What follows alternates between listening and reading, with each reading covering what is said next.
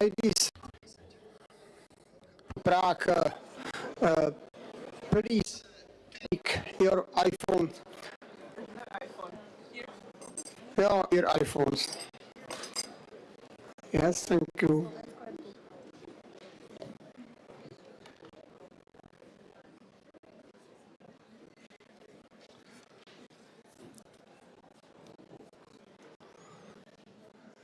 Thank you for your visit, our conference, and I will speak Czech language.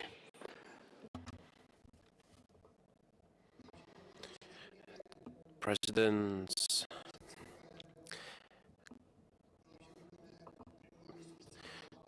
dear First Deputy Prime Minister of the Government, ladies and gentlemen, allow me to take this opportunity to welcome you to the annual EU Speakers Conference.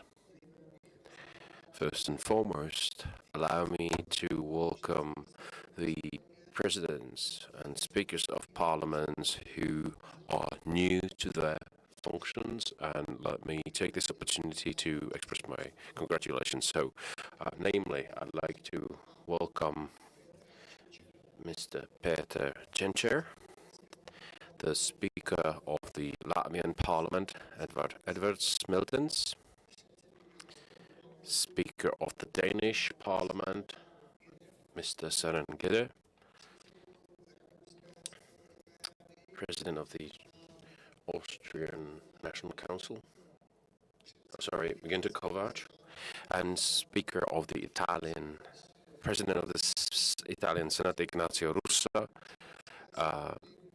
President of the Speaker of the Italian Lower House, Lorenzo Fontana, Speaker of the Parliament of Estonia, Mr. Lauriu Hussara, Speaker of the Parliament of Cyprus, Anita Demetriou, Speaker of the Slovenian National Assembly, Mrs. Urška Klakočar-Zupančič, Speaker of the National Council, Mark Lotric, President of the Senate of Romania, Alina Gorgia, Speaker of the San Zhelyazkov, and furthermore, I'd like to welcome all of you who have not been elected for the first time, or those of you from whom this is not the first conference. Prior video greeting that we have prepared for all of you, let me attend to a number of logistical remarks. You are probably very well aware of the fact that following the keynote speeches, you will be able to the equipment in front of you, and should it happen that you will not be present at the moment when it is your time to speak and you will have other meetings maybe, then the best way to proceed is to unregister from the request to speak, and then you can register for speaking again. You will get to the end of the list of the requested floor members. So this is actually the logistical matters and organizational remarks. And now I'd like you to focus on the video greeting of the four highest constitutional officials of the Czech Republic.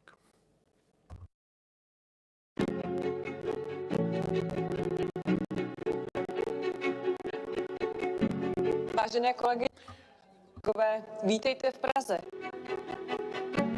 Konferencí předsedky. The conference is an imaginary crown on the Czech presidency of the Council of the European Union. This was actually affected by the invasion of Ukraine by the Russian aggressor in February 2022. The security situation in Europe has never been worse since World War II. we want to stand up to the current security crisis, we must do everything we can to make Europe stronger and more resilient. A prerequisite for this is our unity and the continuous expansion of our community of like-minded countries, which will strengthen our security and stability as well as our defense capabilities. We must preserve in our support for Ukraine for as long as it is needed. The Ukrainians is a struggle for our common values, for our common future, and the ability to determine it. The Russian aggressor must be defeated and pay for his crimes. We will also contribute to the final and lasting defeat of the Russian regime that we have on it and the authoritarian regimes. Therefore, it is important for democratic countries to cooperate, and this is the only one to strengthen our cooperation. The Czech presidency of the Council of the European Union took place at a time that put the whole Europe in test. The energy crisis was at its peak. People were coming in from Ukraine who needed help. Each and every one of us was in a different situation. It was not easy to find a common consensus, but we have succeeded. We are less dependent on Russian resources. We have been supporting an innovative economy based on energy sovereignty, and we help wherever it is necessary, and we will pass other tests as well. Europe and the world are not exactly going through easy times. Many challenges are still ahead of us, and we have no choice but to actually face them. It is important not to stop communicating with each other. We do not have to always agree with each other, but we have to look for solutions. This will not be easy, but it makes sense to try again and again, because we have repeatedly shown that in difficult times we are able to overcome our differences and agree on the fundamentals.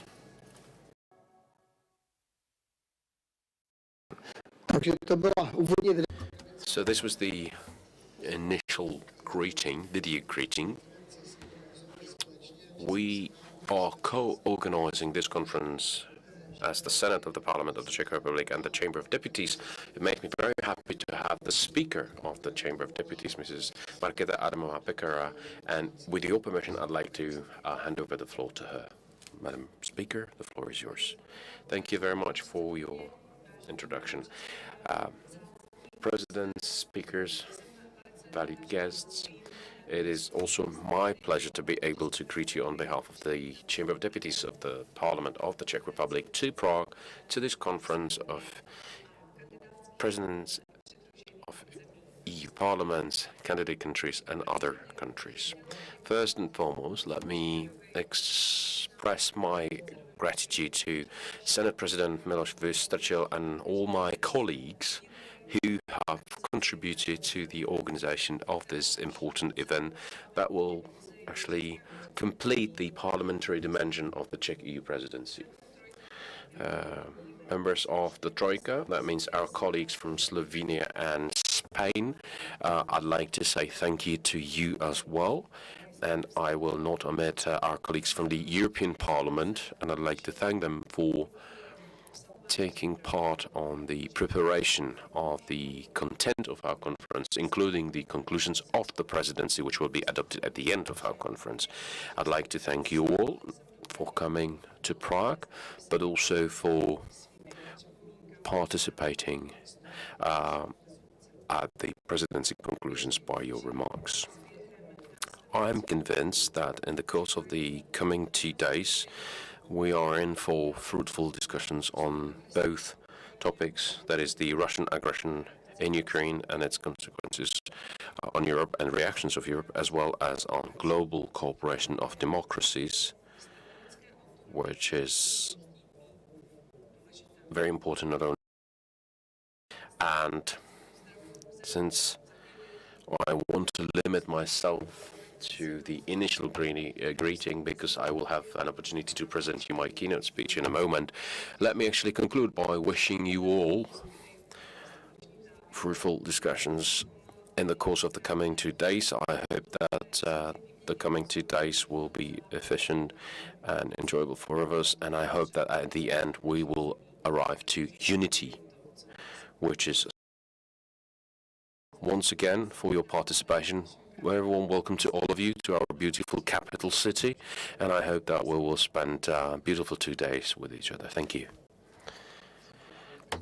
Thank you very much, Madam Speaker. And like to join in by expressing our thanks to all who participated in the preparation of this conference. It was our intention to meet, or to make it possible for all of you to meet with our top constitutional representatives. You are going to meet the president of the country in the evening, which will take place at the Prague Castle. Prime Minister Petr Fiala is on a trip abroad, so I'm very happy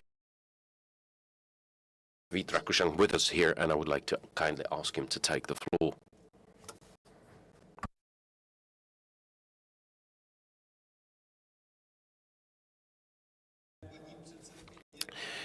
Madam Presidents, speakers of European parliaments, ladies and gentlemen, allow me to greet you on behalf of the government of the Czech Republic, on behalf of the Prime Minister Petr Fiala, as well as on my own behalf. And I'd like to extend a very warm welcome to all of you here in Prague.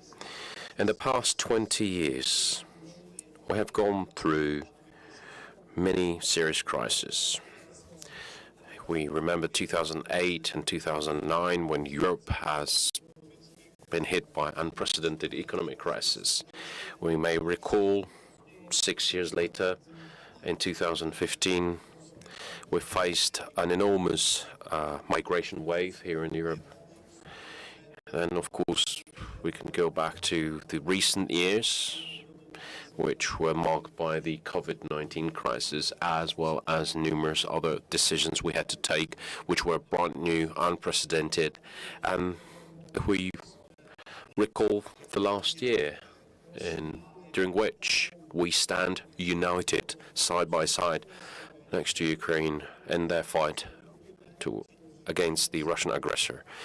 And this makes us realize that from the historical point of view, what Europe went through, this is probably one of the most difficult after-war periods Europe had to go through, which brought various challenges. I recall 2015, when many intellectuals were actually drawing our attention to the fact that the rise of nationalism in individual countries, the rise of nationalist tendencies, and the doubt as to whether the European project makes sense in this format or not. So all these tendencies have jeopardized the European project, the unique legacy that was left here,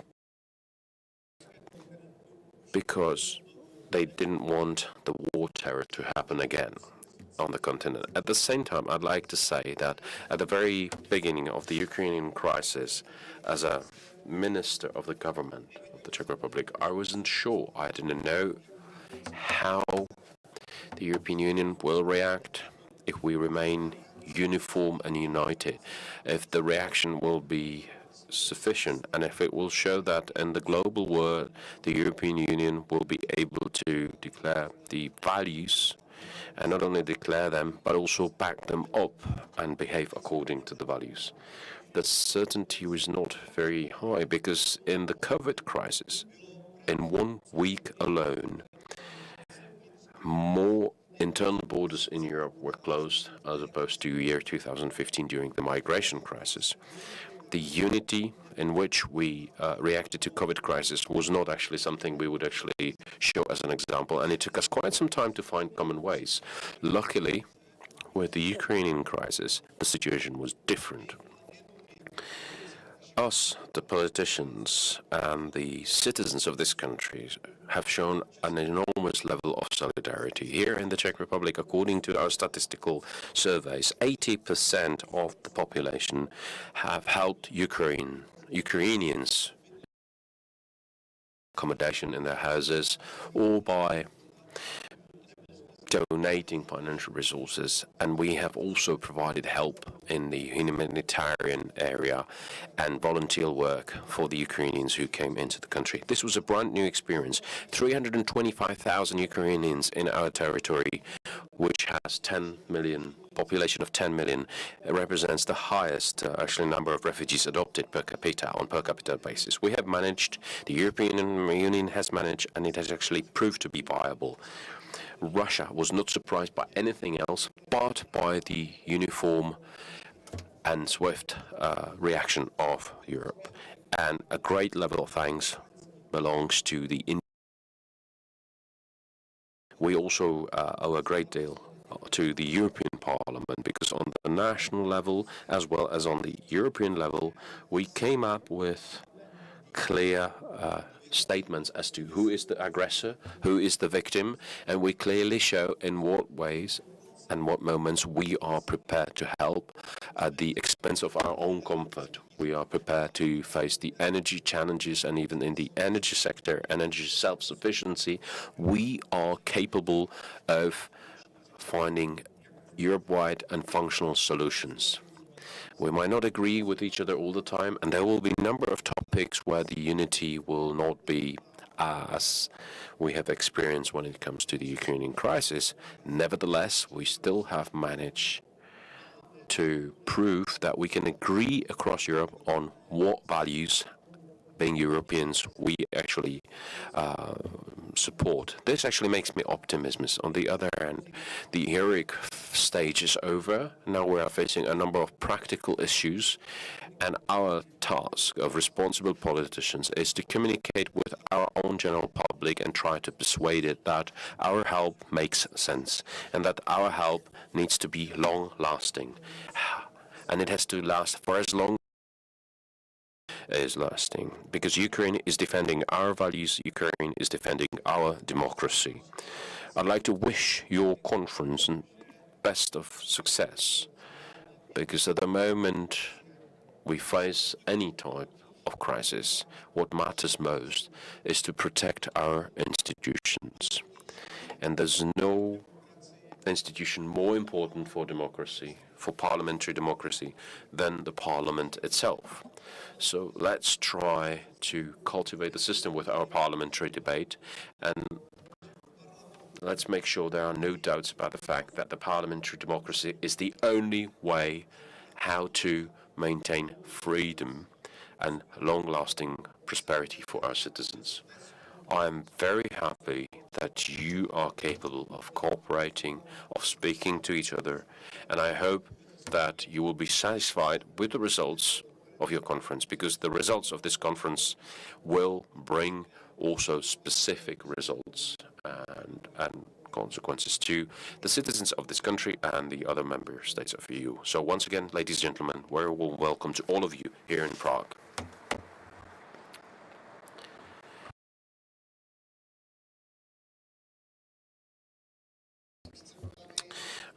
Mr. Deputy Prime Minister, thank you very much for your opening us for as long as your busy schedule allows you to do so.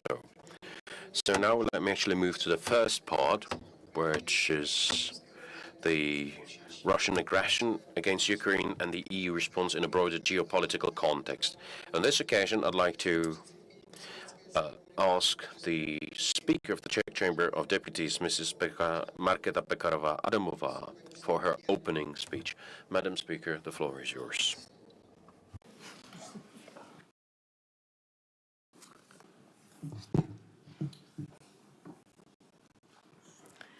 Vážené paní předsedkyně, Dear presidents, honorable colleagues, distinguished guests, it is my honor to address you here today at the last and the most important event of the parliamentary dimension of the Czech presidency of the Council of the EU. This session today will be devoted to the topic of Russian aggression against Ukraine. And I'm really delighted that for the first time we have here with us the president of the Ukrainian Verkhovna Rada, Ruslan Stefanchuk. Ruslan, welcome.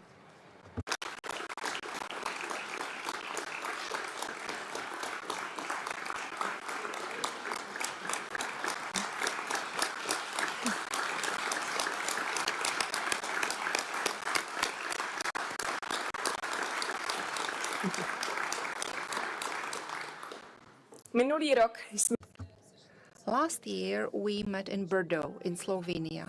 We were shocked and outraged by the invasion that Russia had launched just a few weeks before. We were full of fear and uncertainty as to how the war would unfold. Today, it's been exactly 14 months since this phase of Russia's war against Ukraine has been going on. However, it all began much earlier with the illegal annexation of Crimea, with the fights and occupation there, but also in Luhansk and Donetsk area, significantly greater territory than last year. The casualties are still high, both among soldiers as well as civilians. However, the Russians are not succeeding, and I am convinced that they will not be able to succeed again and take the initiative on the battlefield. Now, the situation in the rest of Europe is not easy. However, we must say that the alarmist scenarios have not come true. The winter, which we were very worried about with regard to the energy crisis, we managed to get through without any major difficulties. We also managed to significantly reduce our dependence on Russian fossil energy resources. The EU's natural gas reservoirs were 55% full at the end of the heating season, which is more than twice as much as was the case in spring 2022. Support for Ukraine among Europeans may not have the same emotional aspect as we've seen last year. However, it is not dropping significantly. According to a recent Eurobarometer survey, some 90% of EU citizens still support humanitarian aid to Ukraine and to Ukrainian refugees. Even the sanctions against Russia, even though they are demagogically challenged by some cynical politicians, are still supported by 3/4 of Europeans. It is not as much us, the politicians, but all the citizens of our EU countries themselves who should be justly proud of having stood up to the difficult tests of previous months. On the other hand, we should not certainly think that there will be no more trials, no more challenges in the future, because still lots of challenges lie ahead. The current threats in most of our countries certainly have a great number of common denominators. In a recent poll carried out among 1,000 foreign policy experts, the domestic extremism appear on a high number of current domestic threats. Now, this is an area where we, as members of parliaments, have a great deal of relevant scope. The enormous challenges and problems we face with regard to the effects of the war tend to lead many of us to gain political points in the heated public debate. I certainly do not want to suggest that the parliamentary opposition should give up on its scrutiny and critical role. Definitely not. However, to hold these demagogic talks and polarize public opinion can be rather dangerous, especially when it comes to our strategic interests of our countries, because it can create fertile ground for hostile propaganda and disinformation campaigns, be it the causes of the war or downplaying the effectiveness of anti-Russian sanctions, or maybe creating the impression that arms supplies to Ukraine are not solving the conflict but rather deepening it. Now, the topic of the information warfare will be discussed at this conference tomorrow. It is important not only as policymakers who have to counter the threats of hostile propaganda, but especially as those who influence the general mood of the society. The motto of the Czech presidency was Europe as a task. That was the motto created by Václav Havel. Now, the challenges we have to face at the moment are quite many, and now I would like to highlight 5 major ones. First, I would like to mention the topic of the EU enlargement. In the context of the Russian aggression, the EU managed to respond quickly and properly to the EU aspirations, not only of Ukraine, but also of other countries. Our colleagues from Ukraine, Moldova, and Bosnia and Herzegovina are here with us today as representatives of candidate countries. In many other cases, accession talks were started. This morning, together with the President of the Czech Senate, Mr. Miloš Vystrčil, we met with the speakers of parliaments of the candidate countries, and basically we all agreed that it was necessary to take the advantage of this extraordinary historical moment and of this momentum and to open the door to all those who legitimately feel part of the democratic family of the European Union. Now, environments can be relaxed. Europe is a place where all the rules must be respected. However, we have to make sure we do not get caught up in bureaucratic procedures and in individual interests of individual member states. On the contrary, the accession process itself has to produce concrete results, and it has to confirm the correctness of the course set by populations of the candidate countries. Public opinion to the EU enlargement is ambivalent. However, it is not difficult to find arguments in favor of EU enlargement. It is very important from the geopolitical point of view, it is important morally, and we can also show clear correlation between past waves of enlargement and Europe's growing economic power and prosperity. As to Ukraine, it is very important that the move towards EU membership is reflected in the process of Ukraine's reconstruction and recovery. However, the recovery of Ukraine is not just a strategic project. It is something that is already taking place in liberated territories, and basic needs of the population have to be addressed. Now, this is the second major task, second major challenge facing all of us. Recently, I met humanitarian workers from the Kherson region in Ukraine. Their account of the situation may sound shocking. The Russian occupiers are literally leaving a burned land behind. In some cases, they have even removed beds from hospitals or desks from schools. And they are not only leaving devastation behind, but they are also leaving huge numbers of landmines behind them. Now, of course, this is a great safety risk to the returning population. It is estimated that the were able to plant within a year would take at least 10 years to remove at the present pace. So we have to focus on providing immediate assistance, including demining actions. Now, some may say I am jumping too much ahead because reconstruction and recovery is only possible after the war. And yes, you are right. The third task we must accomplish together is clear. We have to realize that it is at the battlefield where the main decisions are taken. Therefore, we have to absolutely reject the idea that by supplying arms to a defending invaded state, we are only adding fuel to the fire. No, it is quite the opposite. Even those who are calling for a diplomatic solution have to understand that peace can be only negotiated from a position of strength, and arms supplies are then a necessary condition for that. So it is good that the European Union as a whole has approved the supply of weapons and ammunition using the European Peace Facility. At the same time, supplies must continue to be provided at the level of individual member states. Ladies and gentlemen, Yesterday, I had dinner together with many of you, with the speakers of the parliaments, with a Nobel Peace Prize winner, Madam Alexandra Matvichuk. Her powerful speech delivered to us contained an important thesis, which I see as our fourth task or our fourth challenge. And it is closely related to all the previous ones, even though this may be the most important one. Alexandra Matvichuk said that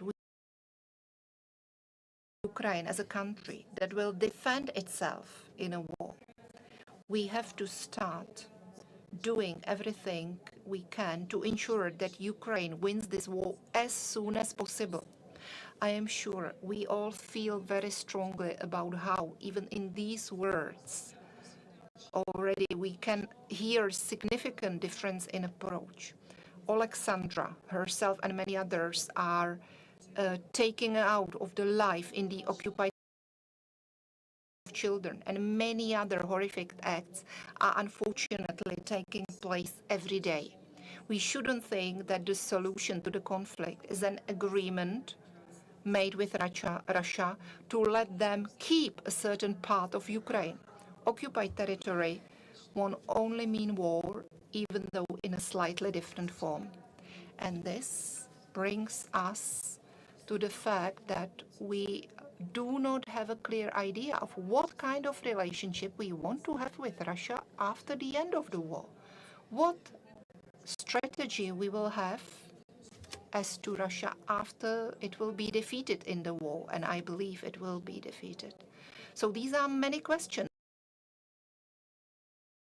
It is clear that many people are rather avoiding these questions. However, we should not repeat our mistakes of the past. So let us have this debate. And in my opinion, this is our fifth and absolutely essential task. In conclusion, ladies and gentlemen, I would like to add that the Russian aggression against Ukraine is undoubtedly a global problem. Developments in even the most distant parts of the world. And therefore, we must do all we can to ensure that the dictatorship and brutal forces do not win. 4 weeks ago, I returned from my visit to Taiwan. And I can tell you that people there and Taiwanese politicians there are very closely watching what our reaction is to the transgression of all the existing rules of the international law. And I have no doubt that this is even more closely watched in China. After all, the victory of Russian dictatorship and brutality in Ukraine would only motivate further potential aggressors from the Middle East to the Taiwan Strait. I certainly do not need to point out that any such similar aggression against Taiwan would have an extreme impact on all of us, even in the economic area. At the same time, it is very clear that Europe has difficulty convincing many of our partners in Africa, Asia, or Latin America of the reality of the situation. And this is also something we should definitely work on more. In this regard, let me end my speech with an invitation.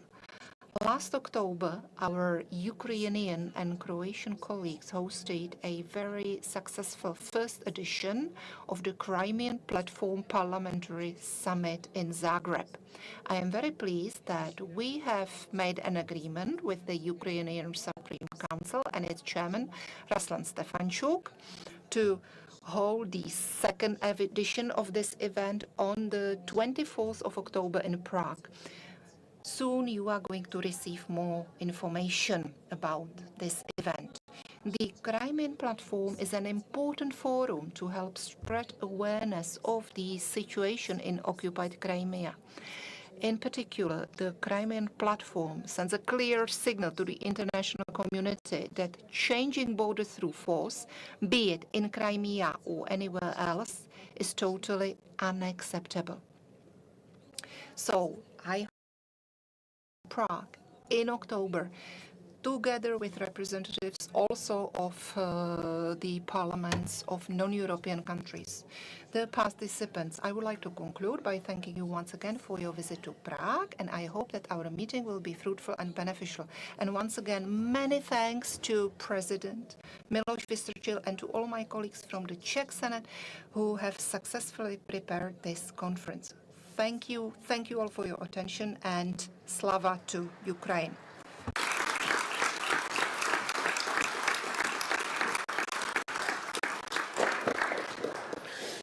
Já děkuji, paní. Thank you, Madam Speaker Pekarová Adamová, for her. It is a great honor and privilege to welcome a very special guest, my friend, the chairperson of the Verkhovna Rada of Ukraine, Mr. Ruslan Stefančuk.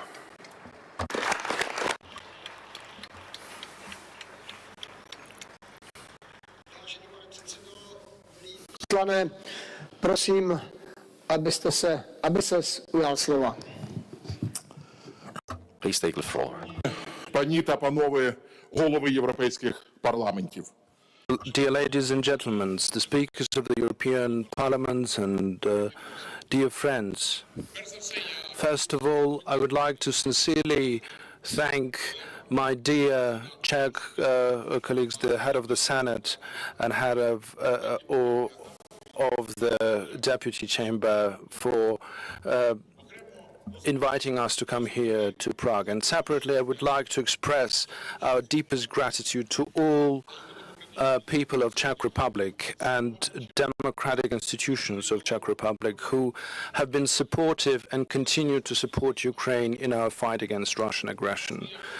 I would like to use this opportunity and to pass on the gratitude of the resilient and courageous Ukrainian people to everyone who is present here today for the great support of the people spearheaded by yourself and your parliaments for providing this support to Ukraine, which is fighting for its right to be free, democratic and European country.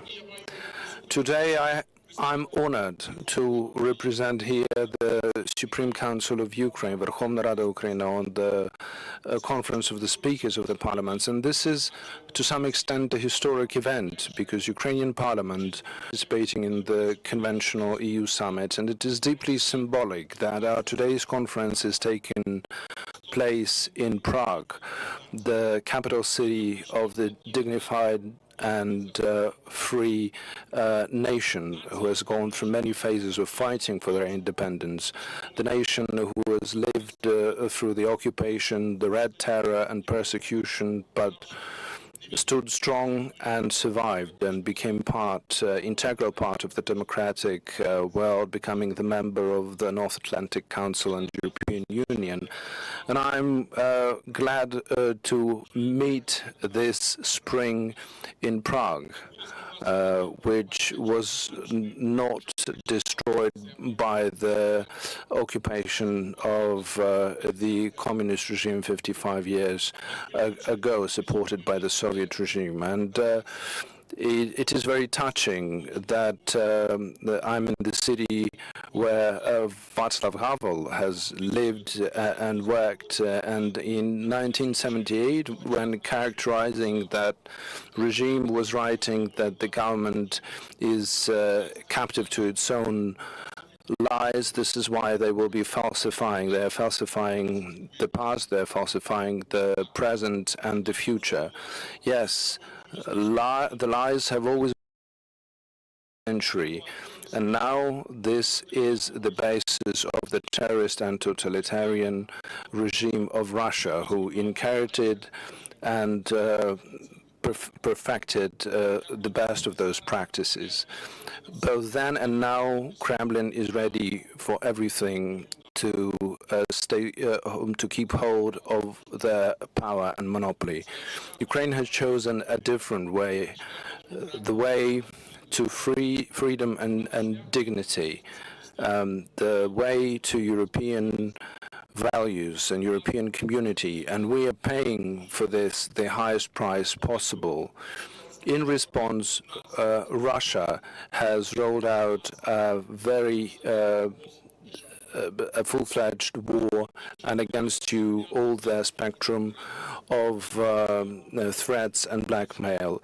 This is the second year of their war against Ukraine, and their attempt is to make us suffer as much as possible, to diminish our will to resist, to be frightened, and to surrender. How else can you explain the shelling, the targeted shelling of the civilian blocks, hospitals, schools, churches, humanitarian corridors, critical infrastructure facilities? How else can you explain direct and unambiguous instructions to kill children and women?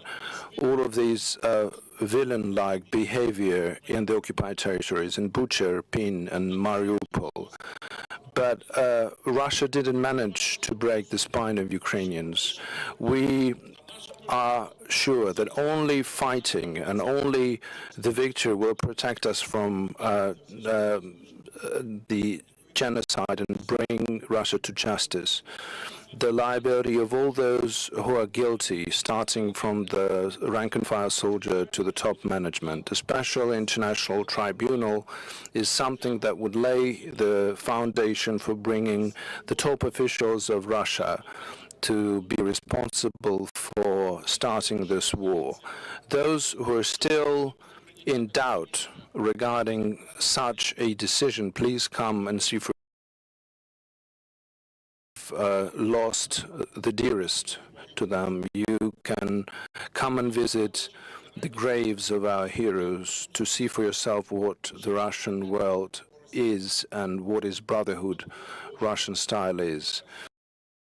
Shambles, and where there was a hospital, there is a big hole after the missile, and only the inevitability of punishment will make it sure that this will not be repeated in future, and the history should teach us that. Unfortunately, Ukraine has lived through many tragedies where those who are guilty of this have not been accused for. The 90 years ago, organized by Stalin, the famine that have destroyed more than 100 million of Ukrainians, and we have to look into the roots of this. And I'm grateful to those who already acknowledged Holodomor as the genocide of Ukrainian people, and I would like to ask upon others to join these efforts. 12 months ago, the Ukrainian defendants liberated the first occupied territories in the north of Ukraine, and after that, almost half of the Ukrainian territories of the lands were liberated.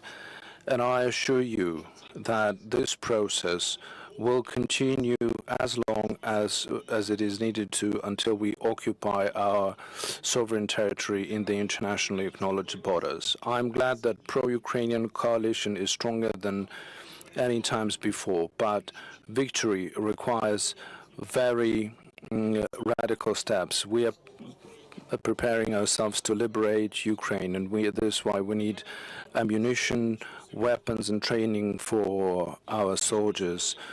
Providing our weapons have gone through different stages of evolution, and this was based on your responsible leadership of making sure that Ukraine is preserved as a country, and we are grateful to all of you for that.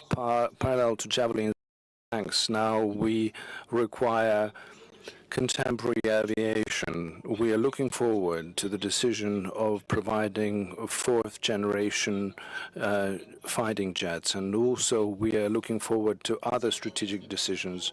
On the 30th of September 2022, I was honored, together with the President of Ukraine, Zelensky, and the Prime Minister of Ukraine, to sign a joint statement and address to NATO and pass the decision about Ukraine's membership in NATO. Our address to NATO was a logical step.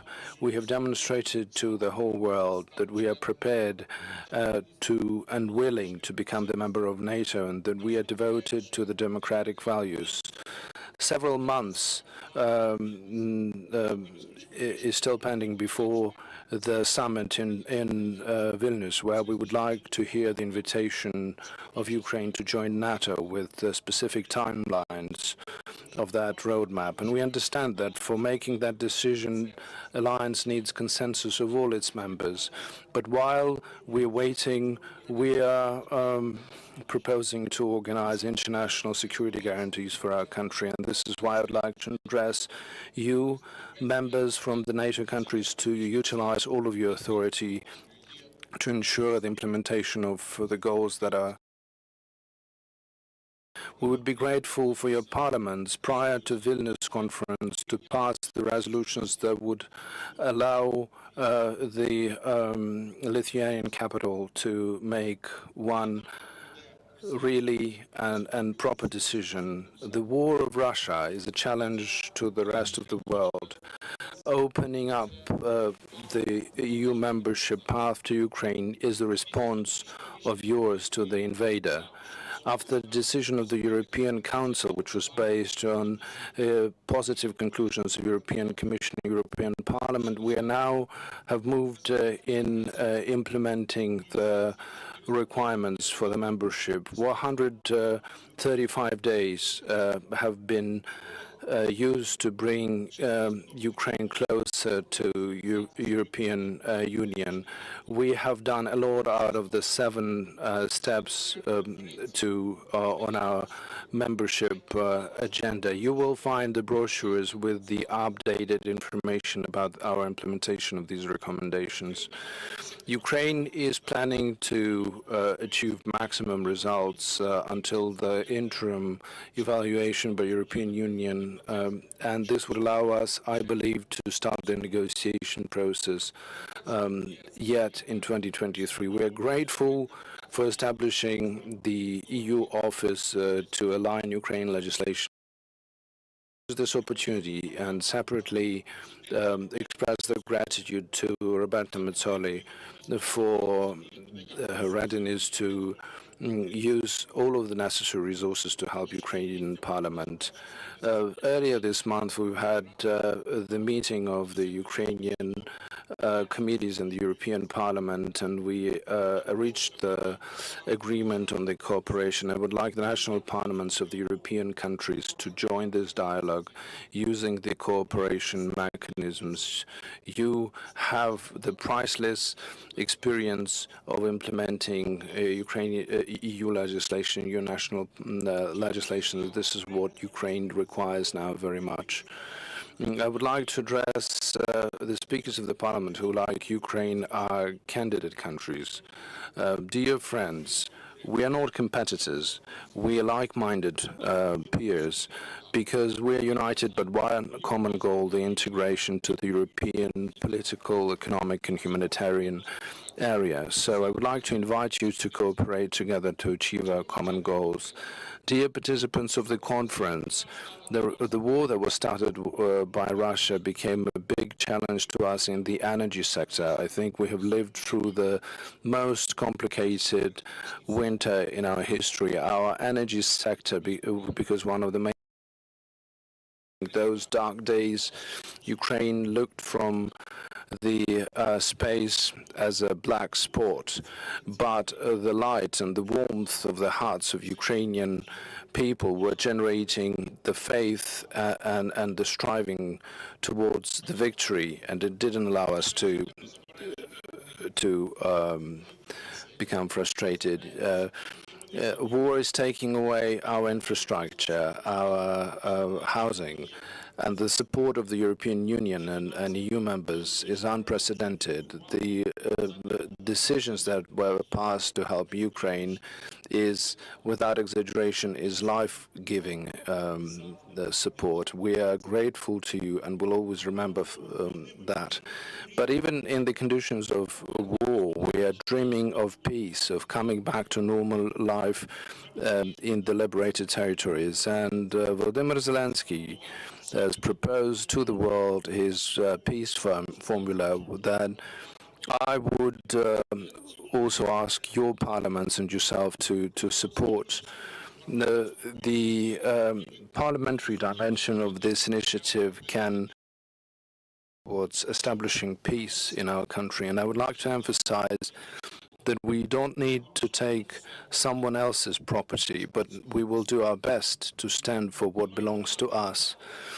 And we would like to develop another initiative of Ukraine's the president, which is known to you as the Crimean platform. It is my pleasure that the second meeting in October will take place in Czech Republic, and you will receive official invitations from myself and Marketa to attend this forum. Another joint activity of ours is to rebuild Ukraine. So I would like you to join these efforts. I would like to say that rebuilding Ukraine should be financed by means of the assets that were frozen, the Russian assets that have already been taken or will be frozen.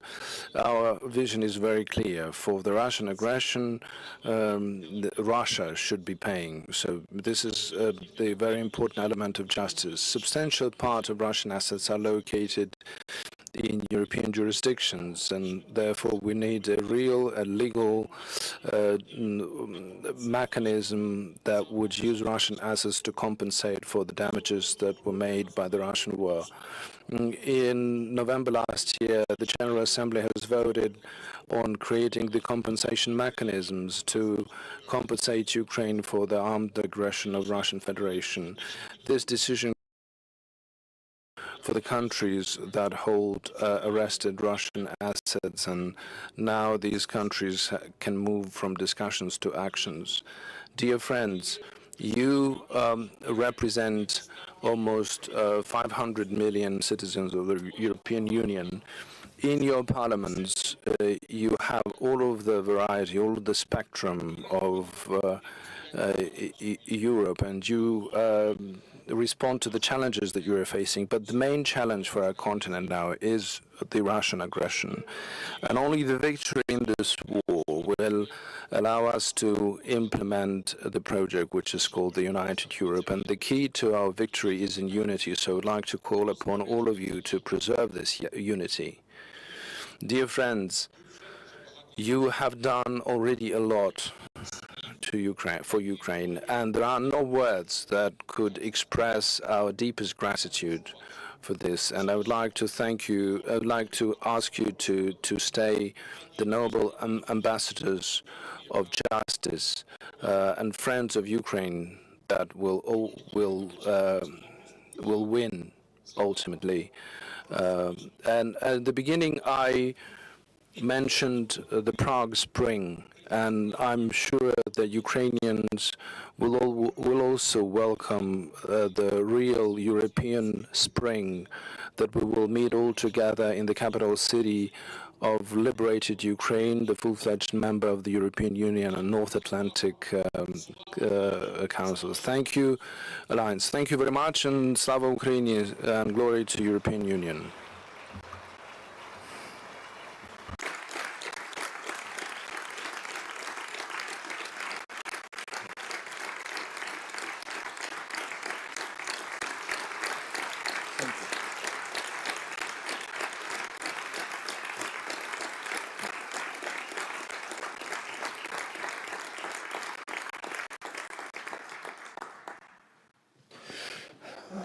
Vážený pane předsedo, the chairman of the Verkhovna Rada, thank you very much for your speech. This was a very good message to all of us. And now we are going to have 3 keynote speakers. But before I invite them one by one, I would like to thank the first Deputy Prime Minister for being here with us. I wish him every success in his Let me just mention that today we have here with us 54 delegations from 43 European countries. So this is a really astonishingly high number, I must say.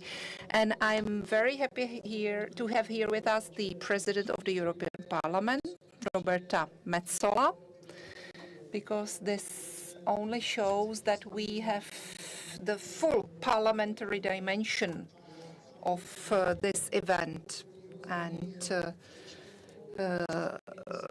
I'm really happy to say that. Now, I would like to invite here the first keynote speaker, Marshal of the Sejm of the Republic of Poland, Mrs. Elżbieta Witek.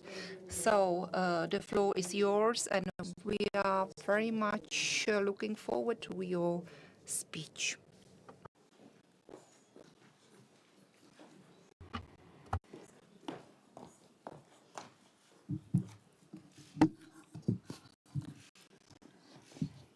Szanowni Państwo, Ladies and gentlemen, dear presidents, first of all, let me thank the speaker, Madam Pekarova, for this opportunity to give you a speech as a keynote speaker to present you the Polish perspective on the issues that we are discussing today. Ladies and gentlemen, over a year ago, war returned to Europe, and that war is still pending. It is a cruel war. Imperialist Russia is once again a threat to the existence of not just the Ukrainian nation, but also our nations. Brave Ukraine is fighting its valiant armed forces, but also its courageous civilians. But without the support of a democratic world, it might not cope with the situation. Therefore, today's debate is so important. And so another, it is as if whole nations were talking to one another. That is what we heard at a very important meeting, the first meeting of the parliamentary dimension of the Crimean platform, which was held quite recently in Zagreb. That is where we initiated this dimension. That is where we expressed our opposition against attempts to change the borders in Europe in line with Putin's political visions. Today we know that discussions alone do not suffice. Today we know that in order to stop Russian aggression, we must engage more actively in actions that will help defeat this criminal regime and help Ukraine join the European community as fast as possible, and also to prepare financial basis for rebuilding Ukraine and ensuring Europe's energy independence. And most importantly, we must be together. We must be consolidated in that action. That is the only way that we can ensure security to our nations. Ladies and gentlemen, times of war are not times of political correctness. It's a time for tangible, for measures should be involved in those actions. Therefore, I want to refer to a dimension where we have the broadest scope of taking action. That is, I want to refer to the parliamentary dimension. The role of parliamentary diplomacy is extremely important. We have the opportunity to meet, to exchange views, to explain complex matters. We can adopt joint resolutions and declarations. But first and foremost, as parliamentarians, we have a free mandate. We are elected officials. We are the voice of our citizens. And we can really do a lot. I encourage all of you to make the best possible use of parliamentary diplomacy and to use it as frequently as possible. The Polish Parliament, from the very outset of this war, engaged in supporting Ukraine. All parliamentarians joined these efforts, members of the Presidium and also ordinary MPs, irrespective of the political parties they represented. This was mainly humanitarian aid, but also diplomatic support and being with Ukraine together. visiting Ukraine. We are there. We stand side by side with Ukraine. We are in constant contact with the Speaker of the Verkhovna Rada, but we also host Ukrainian delegations in Poland, and we hear them out. We listen to what they are saying, and we listen to what they are expecting. We adopted already 14 against Ukraine resolutions which defined the actions taken there as war crimes. We call for the establishment of an international court which will hold accountable and prosecute those who instigated this war. On the 14th of April, we adopted the most recent resolution on prosecuting perpetrators of war crimes committed in Ukraine. In that resolution, we point to the necessity of establishing a special court for holding them accountable and establishing an international center for the prosecution of the crime of aggression, which will help us protect the gathered body of contact. We also contact our colleagues from frontline states, because Poland is a frontline state. We have been from the very outbreak of the war. We are an ambassador and an advocate of Ukraine anywhere that we can. All of the meetings I have on the international level and also in my parliament, I use to put Ukrainian issues on the top of my agenda, issues of European security and different types of support that we can provide to Ukraine. In January of this year in Warsaw, I organized a meeting with my counterparts from the Baltic states, Lithuania, Latvia, and Estonia. We discussed the war beyond our eastern border, and we thought of what else we could do. That meeting brought about concrete results. We decided that we need to keep calling on our government to strengthen deliveries of arms and weapons, to continue providing humanitarian aid, and also keep taking diplomatic efforts to the European Union. But Russia is using different methods to return to Europe. It is using sports and cultural events, among others. And we encourage you to join in what Lithuania is already doing and what Speaker Stefanchuk is encouraging us to do, that we adopt resolutions in our parliaments that condemned and show that we oppose the participation of Russian and Belarusian athletes in international sports competitions, because that will be the success of Putin. That will not be a sports competition, that will be a political event of Mr. Putin. Africa is very important. That is where Russia is entering very strongly with its states, while African states have the same power in terms of voting in international institutions. Therefore, we must maintain contacts with African states. We must use different methods. My colleagues and in the Baltic states and I in Warsaw, as we discussed in January, will organize meetings with ambassadors of African states and also with opinion-shaping organizations operating in Africa. We want to tell the truth about Ukraine, about the war, about who is the invader and who is the victim. We want to send a strong and true message here. There is one more important format here. In April of the previous year, I initiated a new format, meetings of women speakers of parliaments, a format which has attracted a lot of interest. We use these meetings to touch upon very important issues. I would like to thank Madam Speaker Marketa Pekarova for yesterday's meeting, because we look at two very important issues. One of them is that the world must find out about the fact that Ukrainian women are used as weapons of war, and also that Russians are abducting Ukrainian children in an attempt to raise them as issues connected with women and with protecting women and children against the Russian invader. In May, we will have a large conference organized in Warsaw about this, and then in June we will have an international conference on human trafficking, which affects women, mainly Ukrainian women.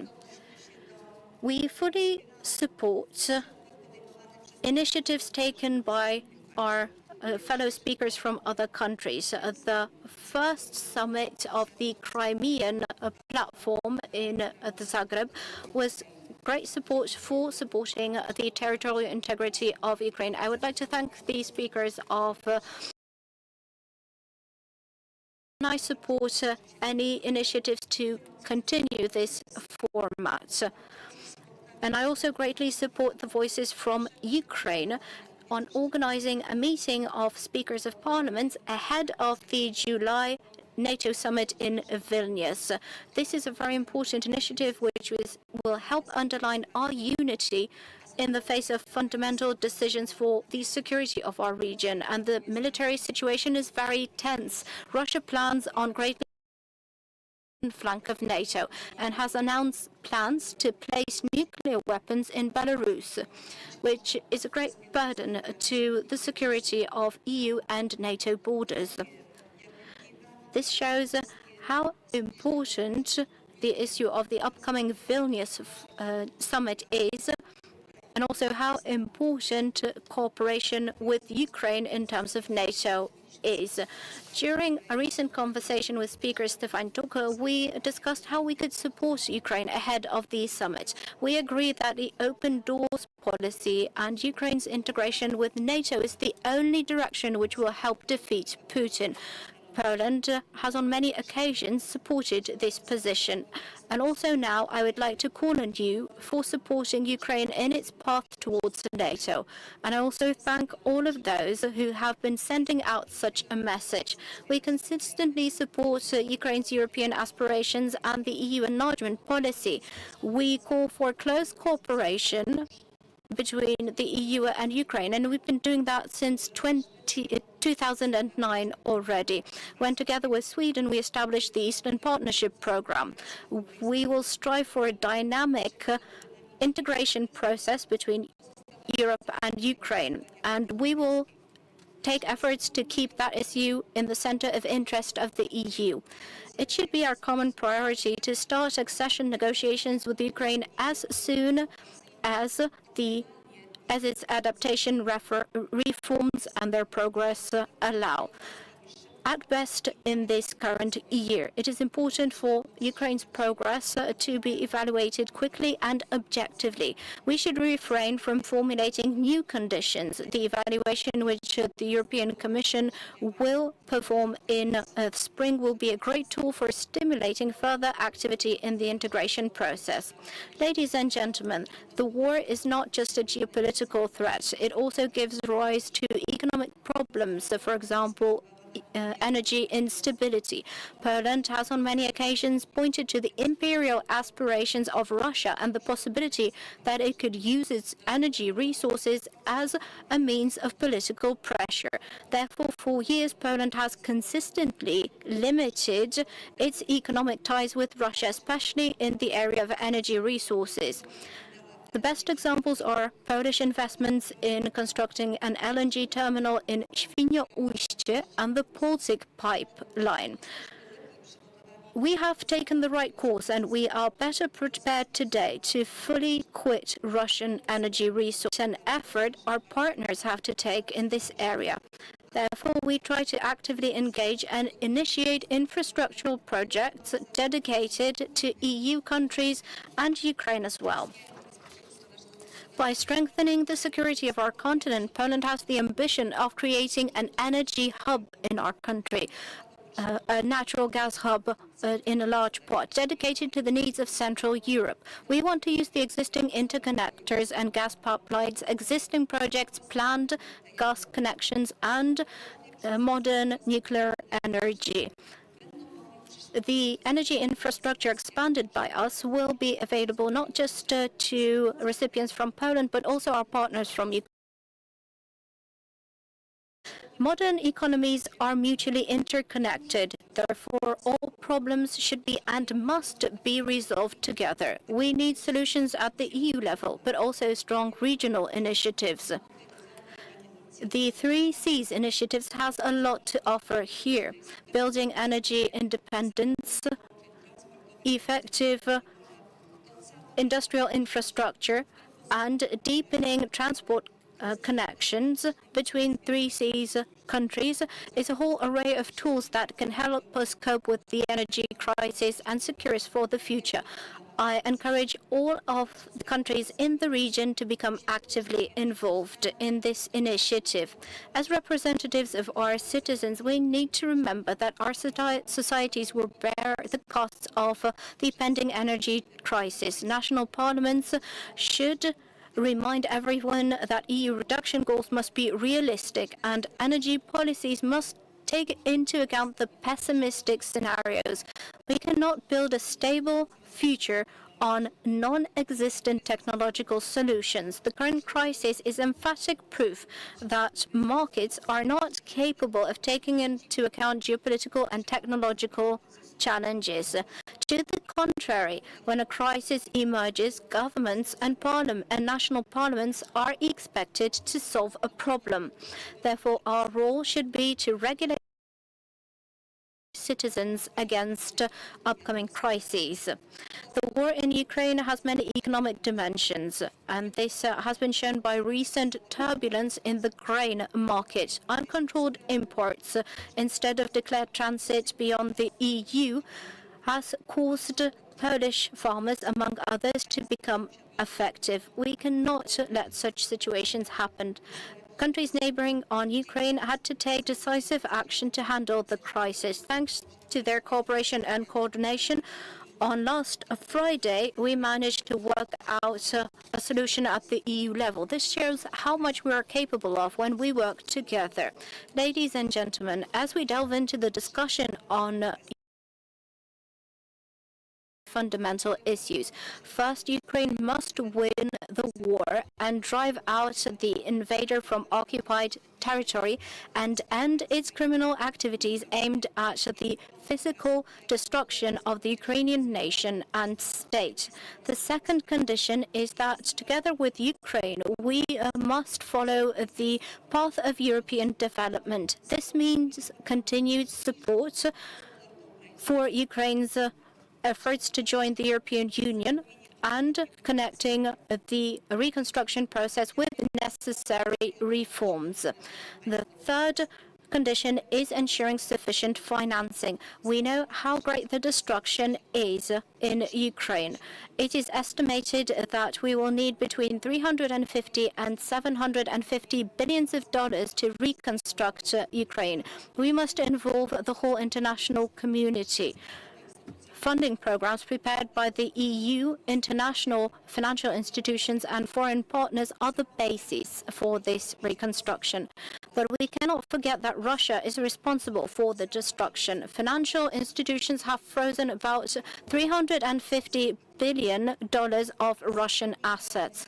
Poland, together with other countries, is taking efforts to make sure that these funds are taken over and used to reconstruct Ukraine. Ladies and gentlemen, I wish to you and to myself that our meeting sparks many initiatives that will help us to support Ukraine. Thank you very much for your attention.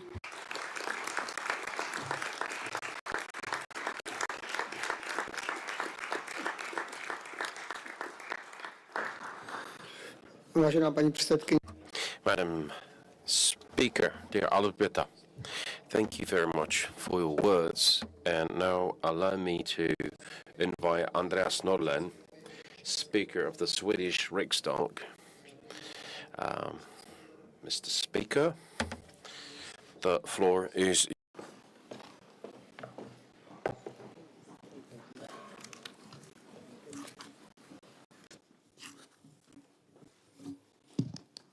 Dear speakers, dear colleagues, I would like to start by thanking the Czech presidency for organizing this year's EU Speakers Conference and for allowing us to have a discussion on such a crucial topic. Crucial for Ukraine and crucial for all of us. The 24th of February 2022 will forever be remembered as one of the darkest days in modern European history. It is also a day which can be remembered for when people stood up for what is right and refused to accept brutal military force. The passing of a year can be extremely quick or painfully slow, depending on one's perspective. In the greater story of our world, 1 year is just a fleeting moment, but for a person who is suffering, it is an eternity. We have seen inconceivable and immeasurable suffering in the last year. We have seen hospitals and schools bombed to pieces. We have seen mass graves. We have seen waves of refugees, and it fills us with anger and grief. But above all, we have seen the courage and determination of everyone who knows that he or she who fights the fight of the righteous never fights in vain. It fills us with admiration, but also with gratitude. Gratitude because it is our battle too. For freedom and democracy, for each country's right to choose its own way. Dear colleagues, it is, as has been mentioned before, so very important that we continue to support Ukraine in any possible way, by military, financial, humanitarian, and political means, and ensure a long-term commitment to provide support for the reconstruction of a free and democratic Ukraine. I am proud to say that the Swedish Parliament has made numerous and very swift decisions to support Ukraine since the outbreak of the war of the full-scale invasion last year. The Parliament has in total so far decided on 11 military support packages to Ukraine, including advanced weapons systems, ammunition and military tanks. It is crucial that all of us continue to support Ukraine's struggle for peace and freedom. The Swedish government has stated, with strong support in Parliament, that continued and strengthened support for Ukraine is a top priority for the Swedish EU presidency this spring. The free world, with all its resources and all its might, simply have to do enough to secure Ukrainian success in this war. And I agree with colleagues who have been mentioning that we need to intensify our contacts with parliaments in other parts of the world, Asia, Africa, Latin America, to make sure that they understand what is at stake here and convince them that they should also be on the right side of history. And perhaps we need to underscore that they, by being on the right side of history, are also on the side of countries representing far more than half of global GDP, and not on the side of an aggressor with a GDP that is a fraction of that.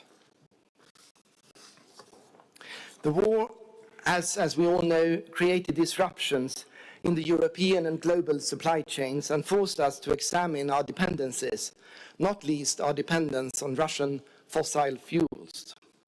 It is essential that we end our dependence on Russian fossil fuels, but at the same time essential that we do not create new dependencies on energy supplies from other non-democratic states in this process.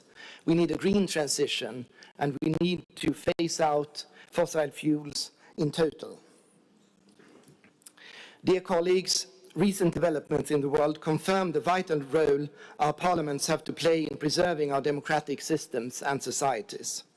Our parliaments are the foremost symbol of democracy, but they should also be the foremost champions and defenders of democracy. It is crucial to democracy that the citizens have high levels of trust in the political process, the decision-making bodies, and public administration in our countries. Democracy is challenged in our world and needs all of its friends. The EU and all member states have important roles to play when it comes to defending and developing democracy in Europe. Ensuring democratic development in our neighborhood is one of the EU's most central foreign policy tasks. A successful long-term democratic development must be built on, for example, respect for human rights, increasing women's political participation, equality, and the principles of the rule of law. The EU enlargement policy has contributed to strengthening the security, stability, and economic development in Europe. it is an important signal that Ukraine, Moldova, and Bosnia and Herzegovina are now candidate countries to the European Union.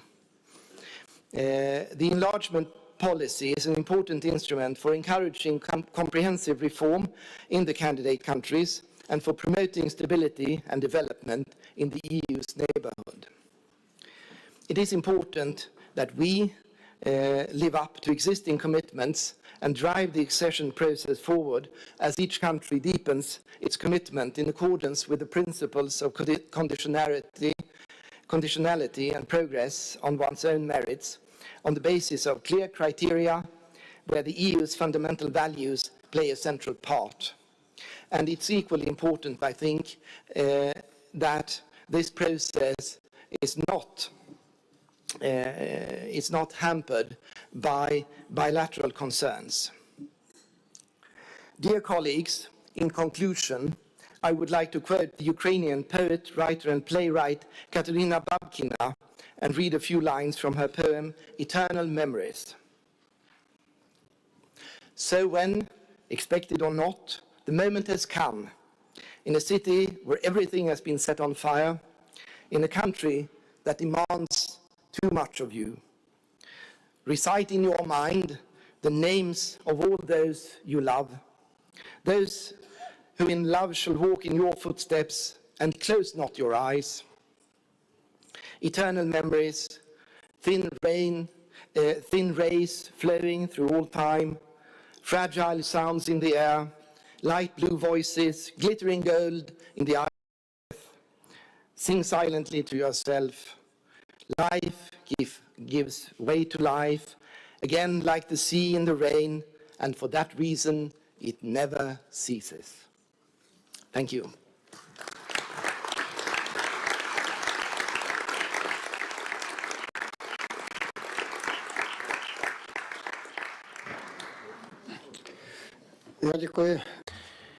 Thank you very much, Mr. Speaker. And the last to deliver a speech is the President of the Congress of Deputies, Mrs. Merchel Batet-Lamagna. Mrs. President, the floor is yours.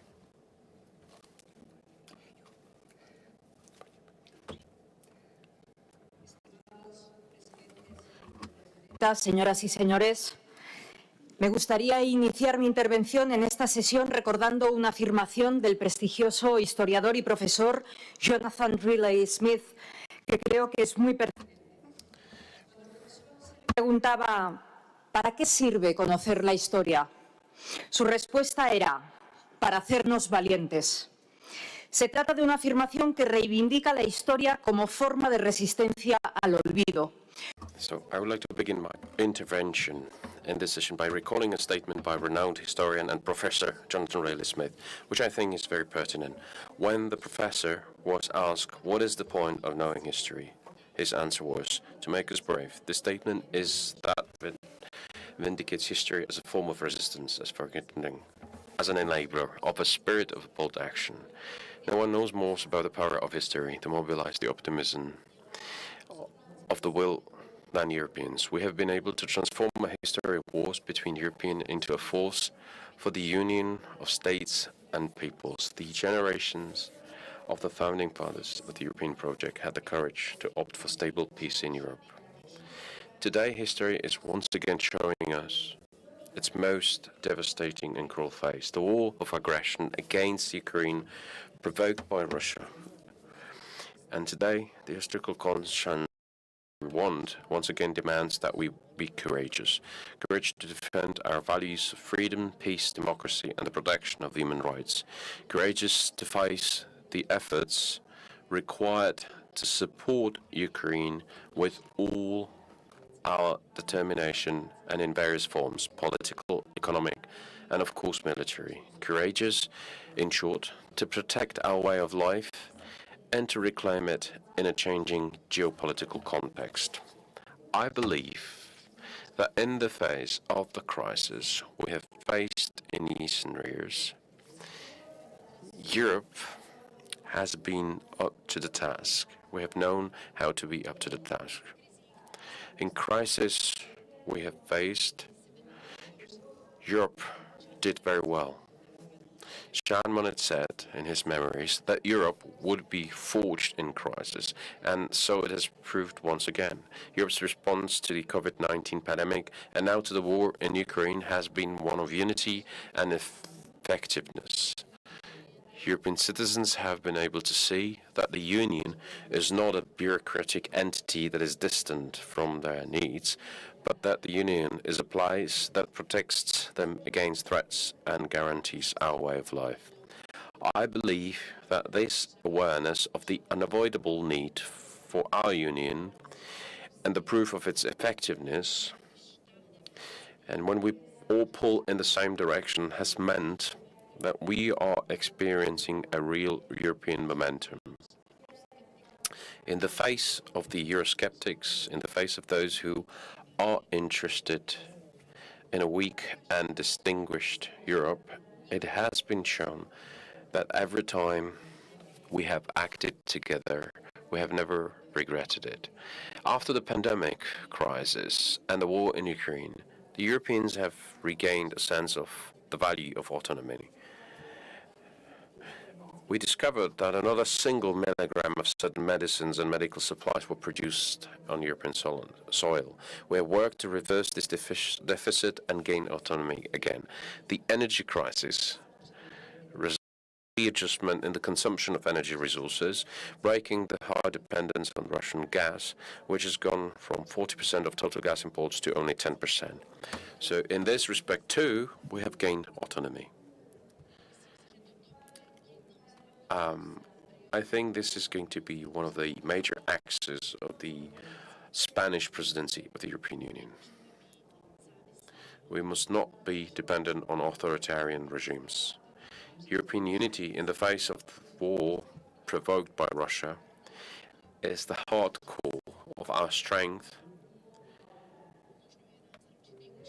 in confronting this threat, ensuring the most efficient support for Ukraine. We must continue to guarantee Ukraine's legitimate right of defense against Russian aggression through the necessary military support in particular. We must continue to maintain pressure against the aggressor. 10 packages of restrictive measures have been already adopted in this respect, and we must continue in this effort. Furthermore, we must continue to support Ukraine financially. As the European Union, we ought to prepare ourselves for the reconstruction of Ukraine following the end of the war. And we ought to focus on strategic regions of Europe, Africa and Latin America as well. Because those who will not share the European values always stands a risk of being occupied by somebody else. Spain is remote from Ukraine from a geographical point of view. Madrid separates 2,863 kilometers from Kiev to Madrid, which is a 6-hour flight, to give you a better idea. But despite the geographical distance, Spain has, from the very first moment, felt itself to be on the border with Ukraine. I think this is due to the obligations and reactions of Spain to Russian aggression of Ukraine. The Spanish population has felt an absolute majority of solidarity with Ukraine.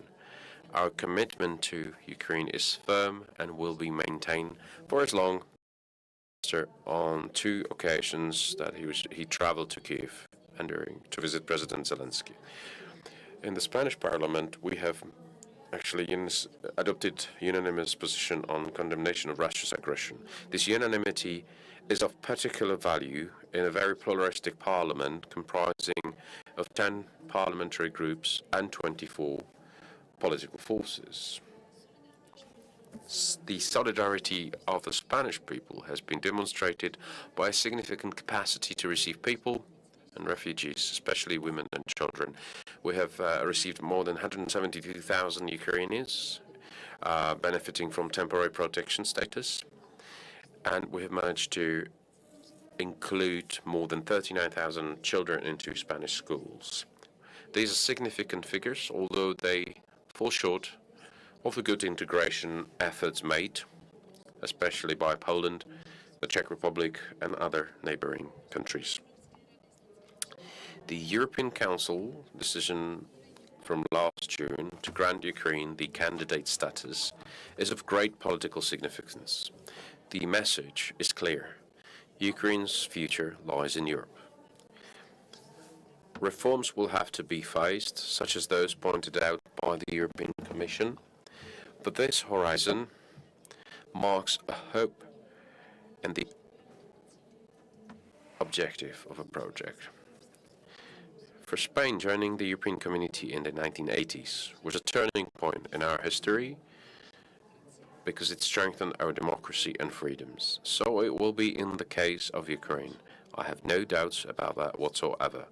Spain knows firsthand the complexities of the accession process, and therefore it will be necessary to accompany Ukraine all the way, especially during our presidency of the Council in the second half of 2023.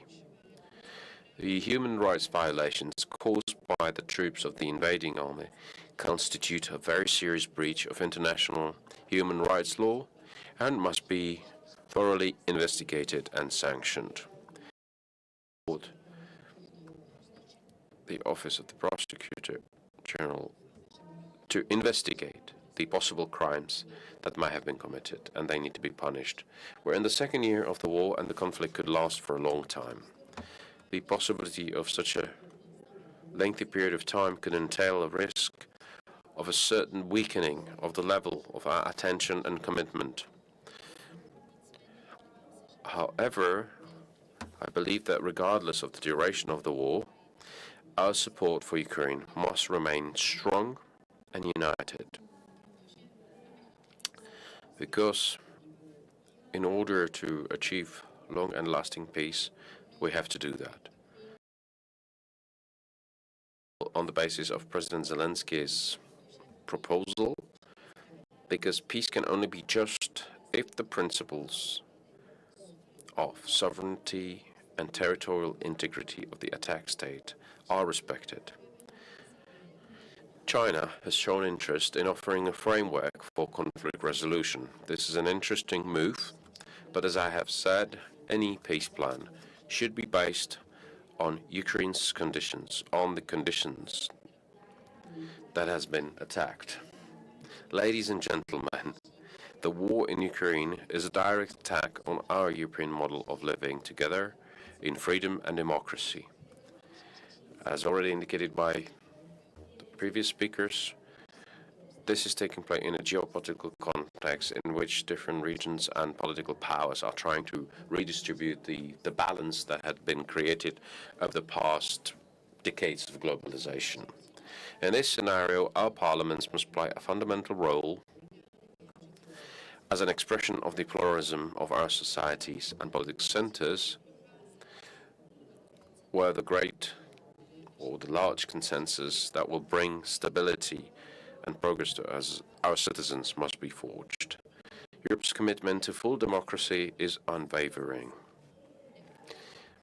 and of utmost importance. Europe is either democratic and free, shows us the disastrous consequences of the failure of this democratic commitment. That is why the history is a source of courage and teaches us to be brave, today as well as in the future. Always in defense of democracy. Thank you very much for your attention.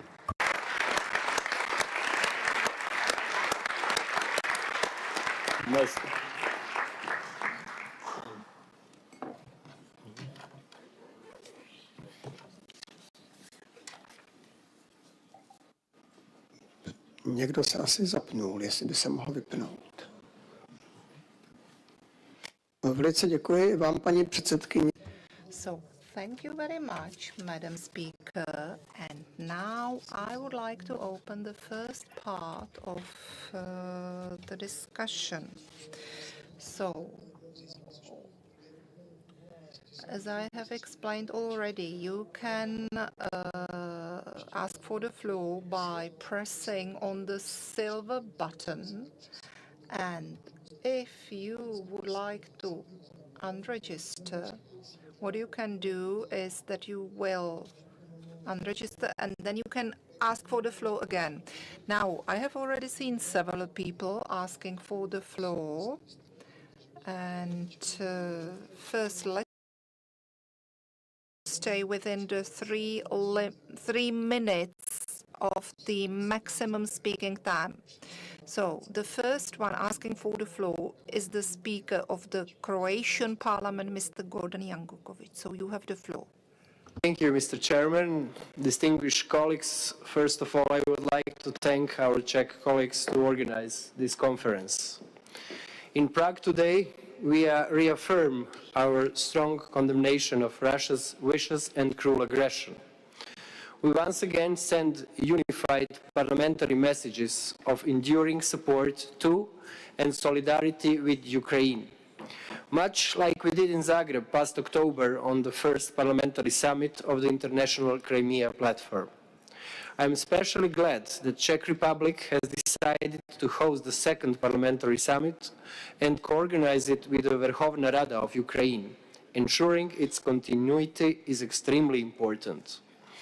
I am pleased to know that since February 2022, our joint vocal support to Ukraine went hand in hand with concrete, multidimensional and far-reaching actions. I believe our joint response so far has strengthened the EU postures as a credible geopolitical actor. Delivery of all assistance, including military, has proven as a real game changer. We commend all the contributions. Yes, Russia's aggression has had multiple dramatic implications on Ukraine, on European security, on all our economies and global rules-based order. Yes, it forced us to adapt of our national plans and policies. But many of these modifications eventually helped lay bare the depth of Russia's strategic miscalculation. We responded by strong political signals on enlargement, and all new candidates, Ukraine, Moldova and Bosnia and Herzegovina, can count on Croatia's sincere help. We welcomed Finland to NATO, and soon hopefully Sweden. We diversified and decoupled from Russia energetically, Europe's energy diversification. Croatia, for example, is now working on doubling the capacity LNG terminal as an important and reliable contribution to energy security in Central, Eastern and Southeast Europe. Dear colleagues, as we look ahead towards we need to work on creating necessary preconditions for it. Effective demining is definitely high on this list. With substantial expertise in this field, Croatia has decided to organize a donor conference on demining with Ukraine and for Ukraine in Zagreb this October. So I would like to use this opportunity to encourage high-level participation from your countries at the conference. Because a lot can be done with help from one's true friends. This is what we are and must remain for Ukraine. Forward. There can be no fatigue that Russia is clearly hoping for. We must rather ensure a constant stream of new measures in all areas. Because standing firmly with Ukraine means standing by our values too. Thank you.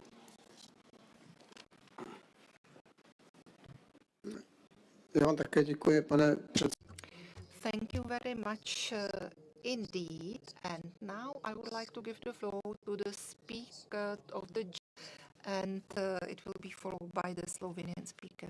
Vielen Dank. Thank you very much, colleagues.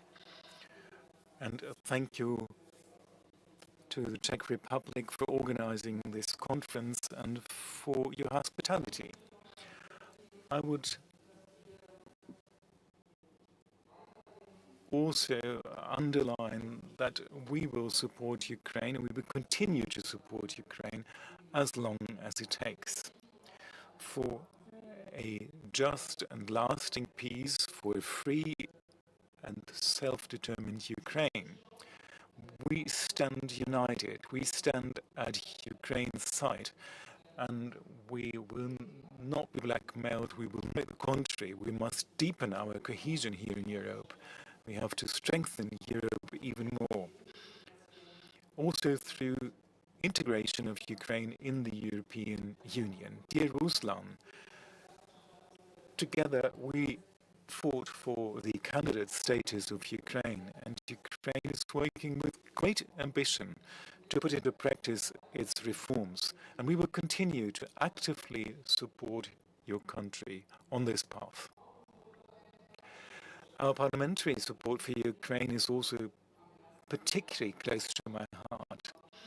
It ranges from equipment to humanitarian aid, from counseling to further training, and also work.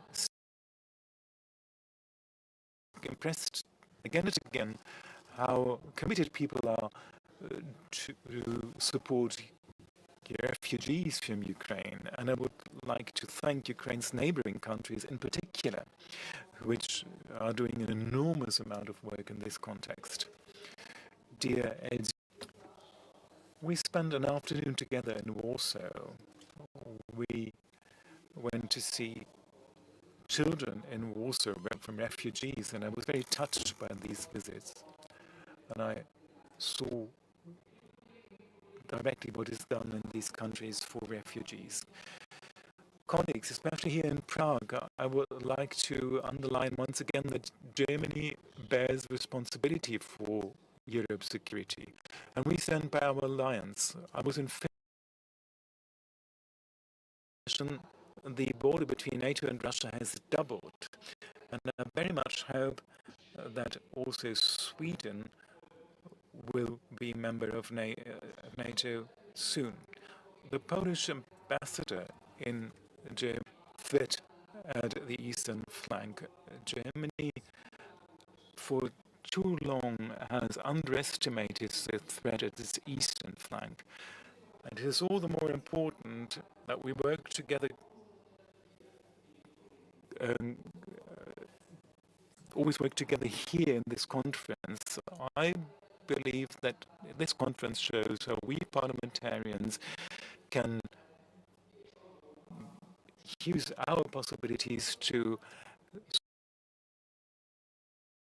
here in Europe. We stand by Ukraine's side. Ruslan, thank you very much for your attention.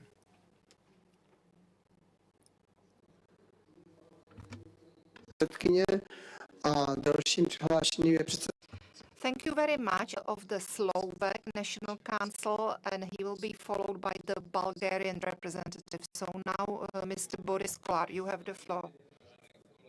Kolegovia, vážené dámy, vážení páni. Thank you very much. First of all, let me thank you for organizing this conference. Now, the brutal Russian aggression against Ukraine marked our entire continent. I would like to very much show respect to the bravery of Ukrainian military forces and to the whole nation.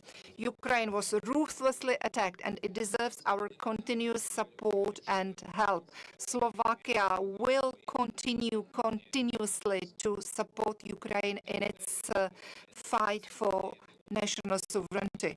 At times like these, it is important to stay united and to continue supporting Ukraine. This is the only language that Russia understands. It is also very important and our activities. We support all those initiatives to hold peaceful talks if they take into account Ukrainian interests. We support the peace model of President Zelensky. We believe it is important to ensure peace with respect to justice.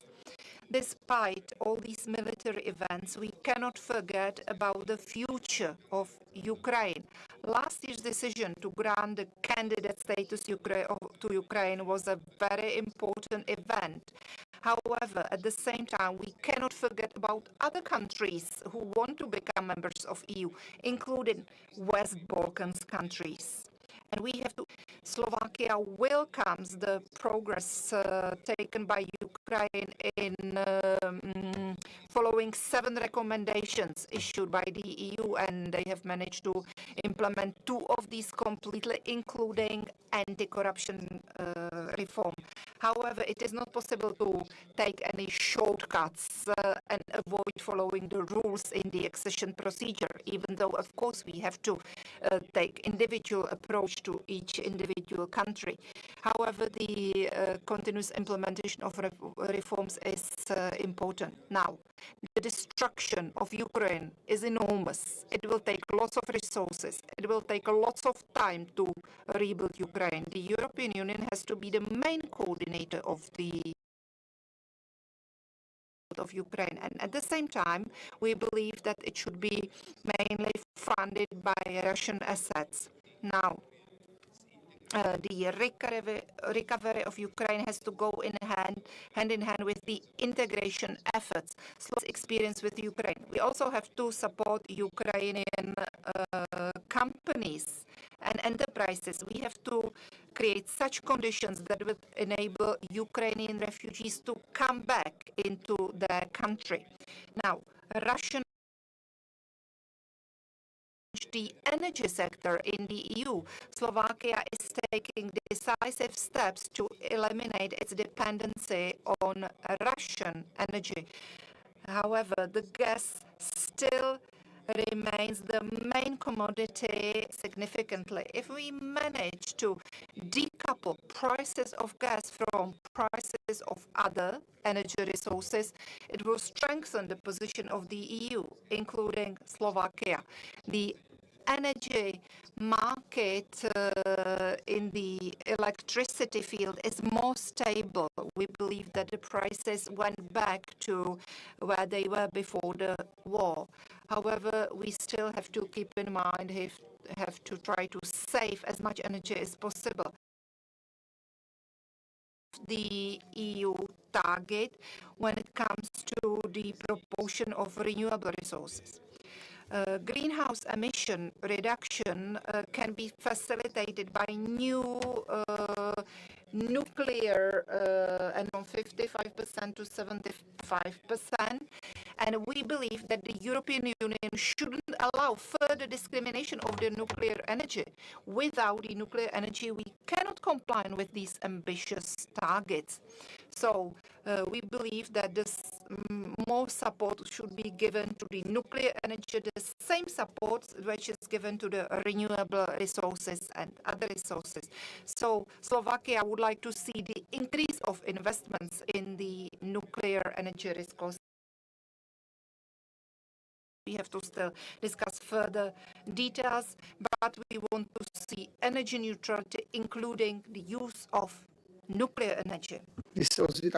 Thank you, Mr. Speaker. When you hear this sound, you're actually well above the Speaker of the Bulgarian National Assembly, Ruslan Zhelyazkov, to take the floor. And Shaula Papuashvili will be the next.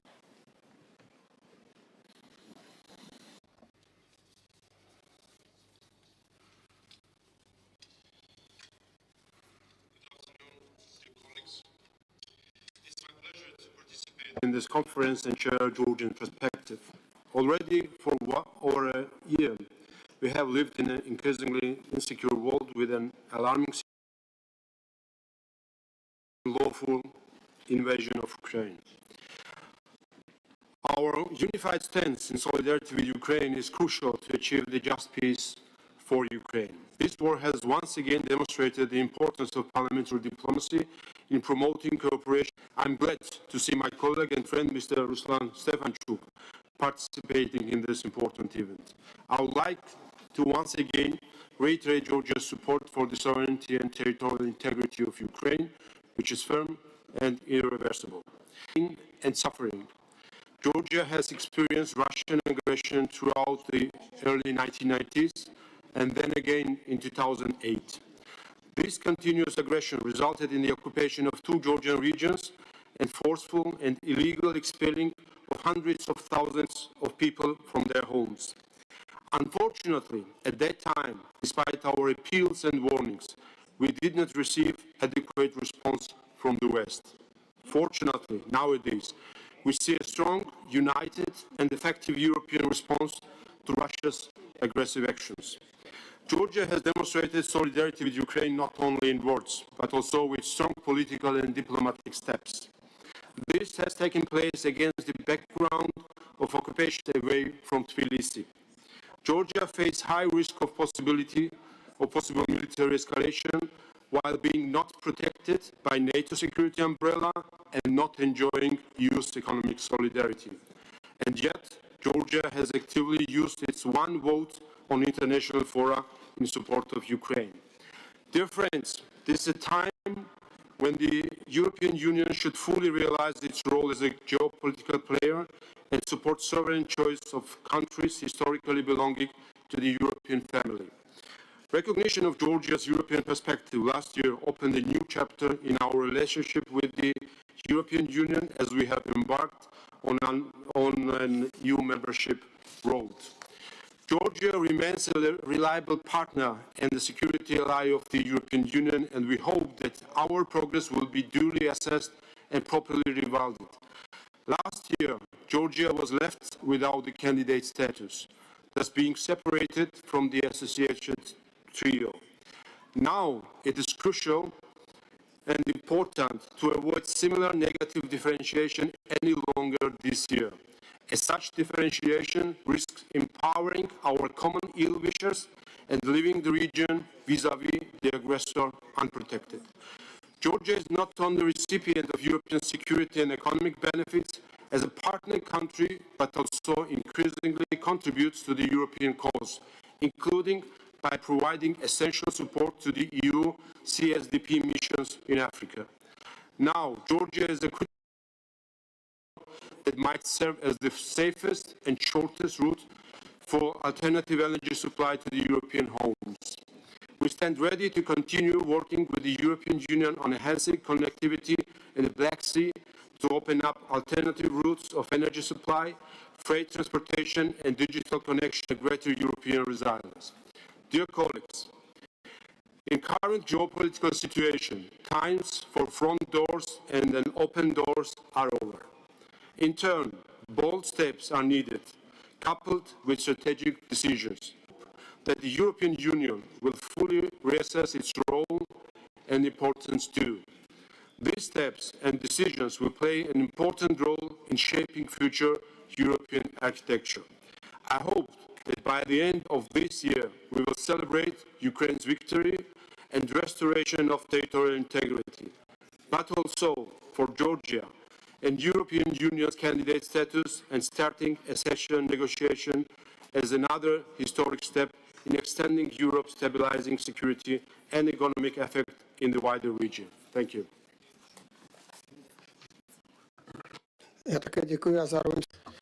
Thank you very much for your contribution, and I would like to apologize to saying him incorrectly, because the previous speaker of the Bulgarian National Assembly has unregistered from the contribution, and my apologies to you, Mr. Speaker of the Georgian Parliament, for not actually correcting my mistake only now. So thank you.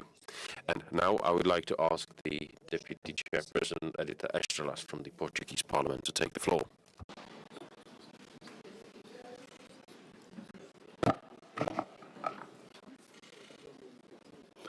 Dear speakers, first of all, I would like to thank the Czech Parliament for its excellent hosting, and especially my esteemed colleagues, Ms. Sturchel and Ms. Adamova, as the Speaker of the Turkish Grand National Assembly. I would like to greet you all with respect. Distinguished colleagues, first of all, recent developments unfolding, particularly Russia's attempted invasion of Ukraine and the problems caused by it, have a profound impact not only on the countries or regions, but the entire world. Sometimes this manifests itself in millions of migrants flooding to the border, sometimes in price hikes that indeed disrupt the entire economy, and sometimes for each of these challenges, we as European countries need to develop a strategic perspective and revise our current understandings. First of all, the European Union, under whose umbrella most of the European countries fall, needs to reform its current policies. It needs to develop a new geostrategic perspective to respond to the changing strategic balances, and for this, more inclusive and comprehensive steps should be taken in the first place. In this review of the EU's enlargement policies, especially by the countries of the Union and those in the decision-making mechanisms of the Union, when it comes to new partnerships, it is not acceptable for a power like the EU to be captive to the whims, games, and meaningless political and religious preconditions of some countries. What is needed is a rational enlargement policy, an approach free of prejudices, a rational agenda that is not captured or captive by some countries within the Union. Another necessary step is to avoid double standards and to pursue principled policies in dealing with the different communities living in the Union and enriching it. This way, can the European Union preserve its own social peace and establish healthy relations and cooperation with other countries in a changing strategic environment. In fact, this issue of enlargement and the elimination of double standards is closely related to the Russia and Ukraine war. Yes, the mind that founded the European Union designed it as a peace project, but what good can peace be if it does not prevail in the whole of Europe and the whole world? Had the European Union reacted consistently and intelligently when Crimea was invaded in 2014 or when Georgia was invaded in 2008, perhaps the war could have been prevented. Peacemaking and being constructive during peace is a craft in itself. Indeed, since the first day of the war, Turkey has been showing a constructive attitude and making great efforts to bring the two sides to the negotiation table and stop the bloodshed. Thanks to Turkey, the grain corridor agreement was signed and it is being maintained thanks to Turkey. The prisoner exchange agreement is also an important achievement that was reached through our initiative. Turkey will continue to work for peace talks. For peace are obvious. The declaration to be adopted at the end of the summit refers to Turkey only in the context of grain agreement. This is indeed such a deficit. Ignoring Turkey as other peace and reconciliation initiatives is also evidence of lack of strategic vision in the Union.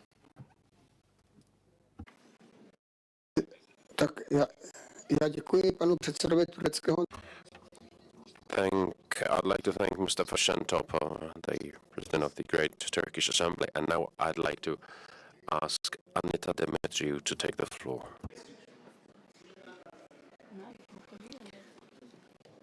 Dear speakers, dear colleagues, the war against Ukraine, but rather part of a broader geopolitical context in which authoritarian regimes are seeking to undermine the values and institutions of the democratic world.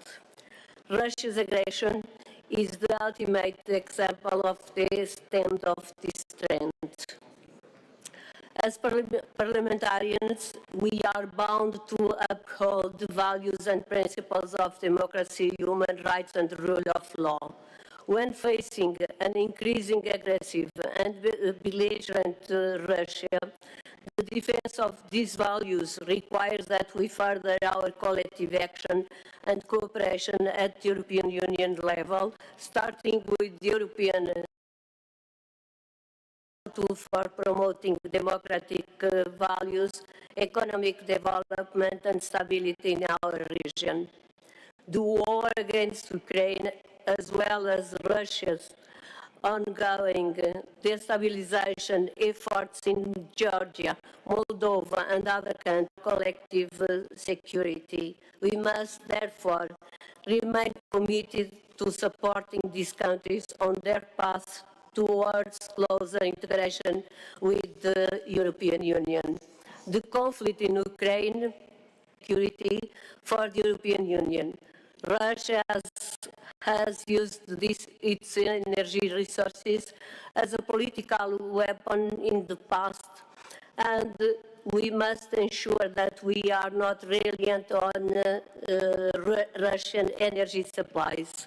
Member States have made significant progress in diversifying its energy sources, but we must continue to invest in renewable energy and energy efficiency measures to reduce our dependence on fossil fuels and imports from countries that do not share our values.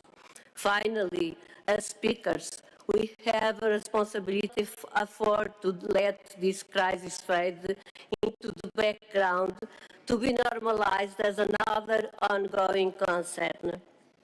Recently, on the one-year anniversary of the war, the Portuguese Parliament promoted a public debate on the Ukraine war. Parliamentarians, diplomats, and policy experts exchanged views on the conflict and on what steps Parliament can take to further living in Portugal. The active participation of Ukrainian refugees who shared the range of challenges they face was the highlight of the debate. I therefore urge you, dear colleagues, to continue to promote similar initiatives in your parliaments and keep the urgency of this issue alive. Dear colleagues, the people of Ukraine deserve our attention, our solidarity, and our support. Thank you very much.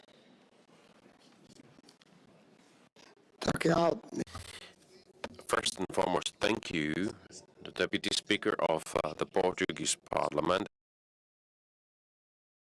Furthermore, due to the technical problem, she was first interrupted by Mustafa Şentop of the National Assembly of Turkey, who was not able to finish and complete his presentation. Return the floor to Mustafa Şentop from the Turkish National Assembly to complete his contribution, and then Anita Demetriou will have the floor.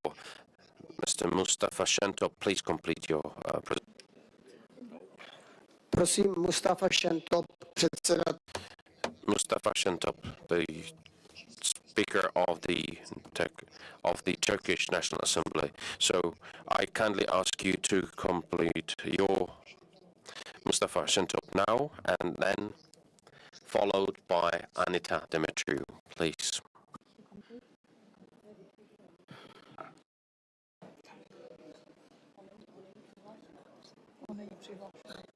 No, takže vzhledem k tomu, jak je to tady organizované. Okay, well, so ladies and gentlemen, the way things are right now, it is not possible for Mustafa Şentop to speak right now. So please, if you want, you can ask for.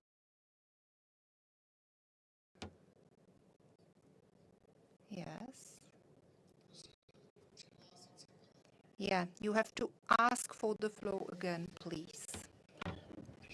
Sayın Başkan, bunun Thank you very much, Dislam, because I have listened all the speakers, and some of our speakers spoke more than 5 minutes.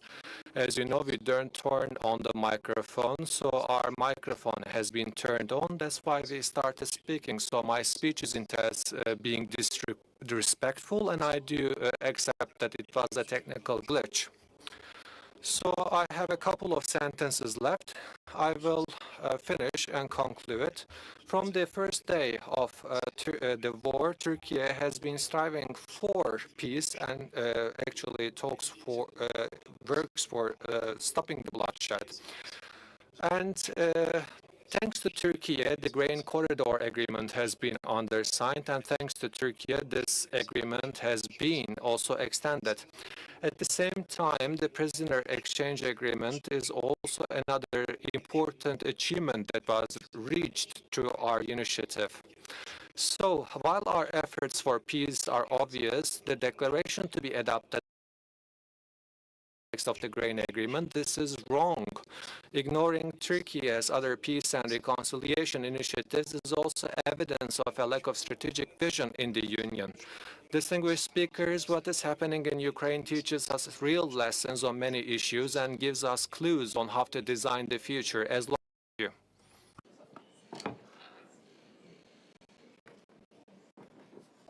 Tak já děkuji. Mezitím Thank you very much. In the meantime, I have been informed by our technicians what the issue was, because when you have the green light on your mic, please do not press any other buttons, because if you do, you may unregister within the system. So what I'm going to do now is I will try to move Mrs. Anita Demetriou forward, because right now, unfortunately, she's somewhere towards the end of the list.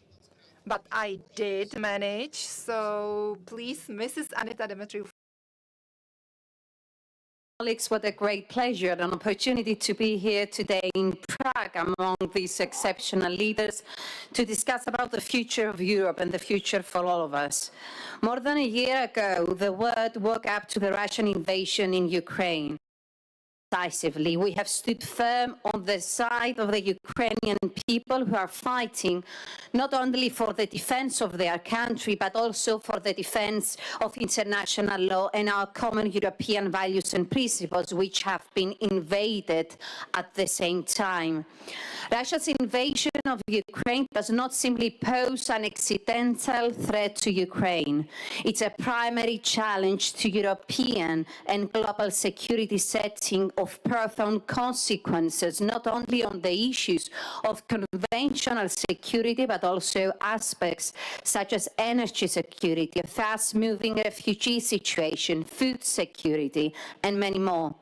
And there is no doubt that a renewed security architecture will certainly be required to protect Europe's security and defend its values in the years ahead. Cyprus, my country, must also find its place in the security architecture that must be shaped. Parallels between Russia's invasion of Ukraine and the Turkish invasion of Cyprus in 1974 are profound. It's not my intention to open this issue today. However, it's important to look to the future and work for creating conditions for the resumption of negotiations to solve and the Cyprus problem, also solve and have peace established in Ukraine, in Europe, and all over the world, and imagine the possibilities and the opportunities we will have if we manage for peace to be established everywhere. Going back to the issue of Ukraine, from the very first day of the Russian invasion to the Cyprus House of Representatives unanimously adopted a resolution of condemnation. The Republic of Cyprus supported the granting candidate status to Ukraine, to Moldova, and potential candidate to Georgia as well. The road to becoming full members can be lengthy and difficult, but these countries can count on our support on their journey to full accession. Turning now to the issue of the sanctions. From day one, we have of stressing out our support to Ukraine's independence, sovereignty, and territorial integrity. For Cyprus, dear colleagues, this is not just the stance of political correctness, but it comes from our own bitter experience, which makes us painfully aware that aggression cannot just be washed away, and that the international community must stand up to it. This is why my country never second-guessed EU sanctions, I guess, as part of a determined and united response to Moscow's aggression. And we need to be really honest and truly effective, and sanctions should be adhered not only to the EU, by the EU, but also to associate countries, particularly. Therefore, no accident that the European Union international partners, including the United States of America, is placing an emphasis on that. So hopefully soon decisions and actions should be expanded by the EU and partners in G7 as well. Dear colleagues, we have all proven that a year later, Ukraine is not forgotten by the international community. On the contrary, mobilization for the reconstruction of Ukraine and for the support of its energy sector priority, and we must all contribute to this effort. At the same time, we need an even more intense diplomatic mobilization of the European Union in order to end the war and restore international law and European principles and values in Ukraine and in Europe. And by saying this, I need to stress that our adherence to our shared principles and values and our reaction when these are violated cannot be treated on a case-by-case basis. Revisionism and expansionism cannot be treated with the logic of double standards. Dear colleagues, I'm positive that no matter how difficult the situation is, we will prevail and we will manage to win this battle together unified. Slava Ukraine. I'd like to thank the representative, the deputy Parliament. We have two more who would like to contribute. I have Roberta Metsola, the President of the European Parliament, and the second one is Rosen Jelevkov, the Speaker of the Bulgarian National Assembly. So now it's over to Roberta Metsola, the Speaker of the European Parliament. Much, Milos. Good afternoon, everybody, and thank you for bringing us here together. First, let me say how pleased I am that we are here discussing our role in ensuring the future of Ukraine and of Europe, which we know are inextricably linked. When we met, I think it was Marketa earlier who said it in Birdo last year, we were shell-shocked. But I think if we all realize what we've done since then, how many packages of sanctions have been adopted even when we thought this was something that was politically or legally impossible to do? How many decisions have we taken in order to make sure that our energy production, provision and distribution is done by us relying on each other and not on unreliable neighbors? I don't think that a year ago we would have even imagined that we would be where we are today. And I think that that should be given credit to the European Union, should be given credit to the leaders of our countries, and also an understanding that citizens require us as their elected representatives to go further. And my appeal will be today and tomorrow in my keynote speech precisely to do that, because it is in the interests of those who would not like democracy to work. It is in the interest of those who prey on populism and fear and intolerance, who will try to hold us back. I am proud of the progress that we've made. I can update you also, as Ruslan said, we held the first ever intercommittee meeting between the European Parliament and the Verkhovna Rada a couple of weeks ago, and this week we will meet again to hold the 8th edition of the Jean Monnet dialogue. This is not to be underestimated, a country that is at invasion in the toughest circumstances imaginable, bringing Ukrainian laws in line with those of our union. So your commitment, Ruslan, to Europe should also be matched by our commitment to you. I would also like to mention Moldova. We know that when we are united, we are strong. Russia knows this too. And in our eastern neighborhood in Moldova, the Kremlin has, through a concerted effort, attempted to undermine democratic processes. And our parliaments must continue to support Moldova and its path to EU membership. And let me reiterate the European Parliament's position that enlargement is the strongest tool that we can use to secure lasting peace, stability and prosperity on our continent. Last point. A week ago, the European Parliament voted on a number of key files within the Fit for 55 package. Why do I mention have a crucial role to play in this swift implementation? This is not only about our climate ambitions, but it is also about our economic security. We are no longer talking about the environment in a silo. Rather, we should be talking about complementary, not competing interest. Thank you very much.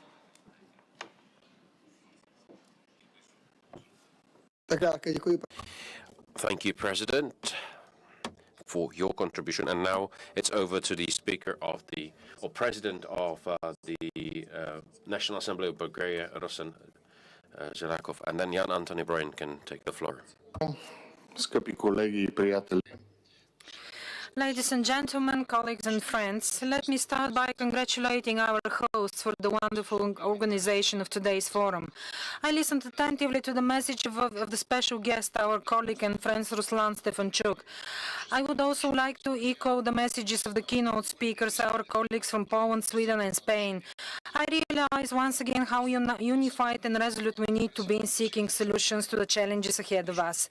Russia's military aggression against Ukraine is significantly undermining Europe's security.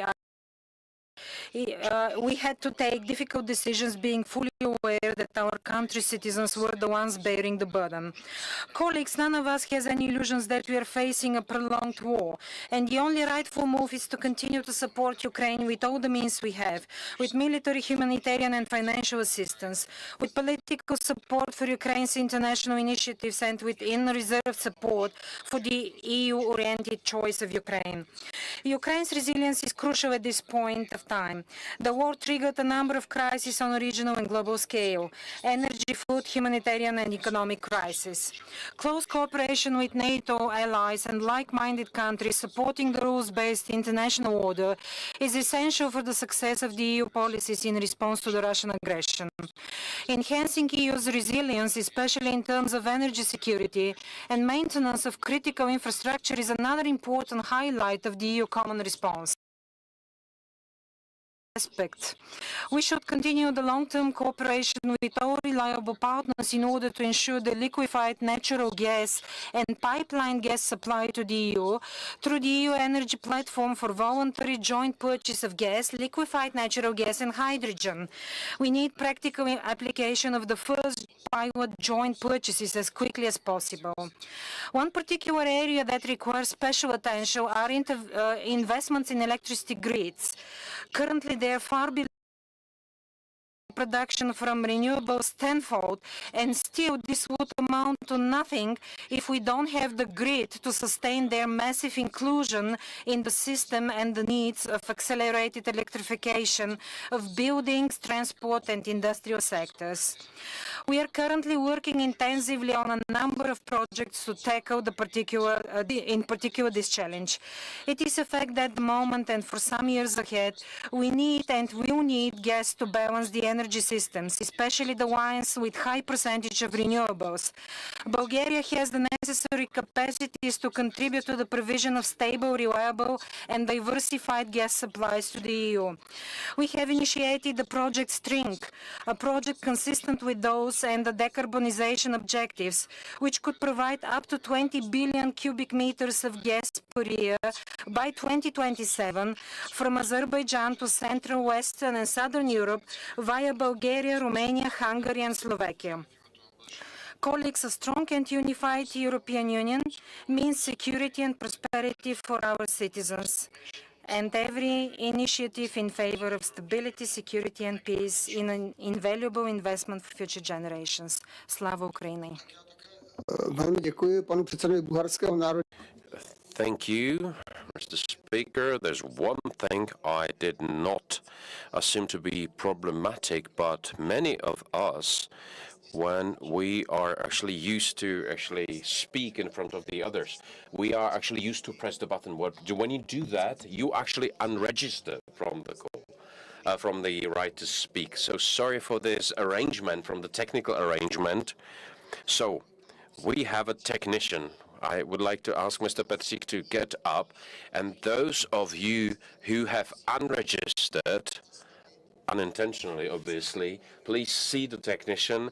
They will include you in the list of speakers, but we cannot do it ad hoc because this equipment you have in front of you is so clever that it cannot do it. I'm sorry about that. So we will continue according to this list, but please refrain from pressing any buttons now, okay? So the others who were eliminated from the line. You please see the gentleman waving his hand, and Mr. Ludrich is also signalizing that I can see Victoria. Please, let's leave it as it is. Mr. Ludrich will communicate with Mr. Betsik to follow. But if we start to actually press buttons, you know, it will not work. So let's follow the order. Victoria Schmidlitten-Nielsen, whoever is not in line of people who want to speak, please see Mr. Betsik, the technician. We will not prevail over equipment. Marita, you have the floor. Dear colleagues, the active cooperation between the speakers of the parliaments of the EU member states is crucial in the face of the Russian aggression and other challenges that we are forced to face.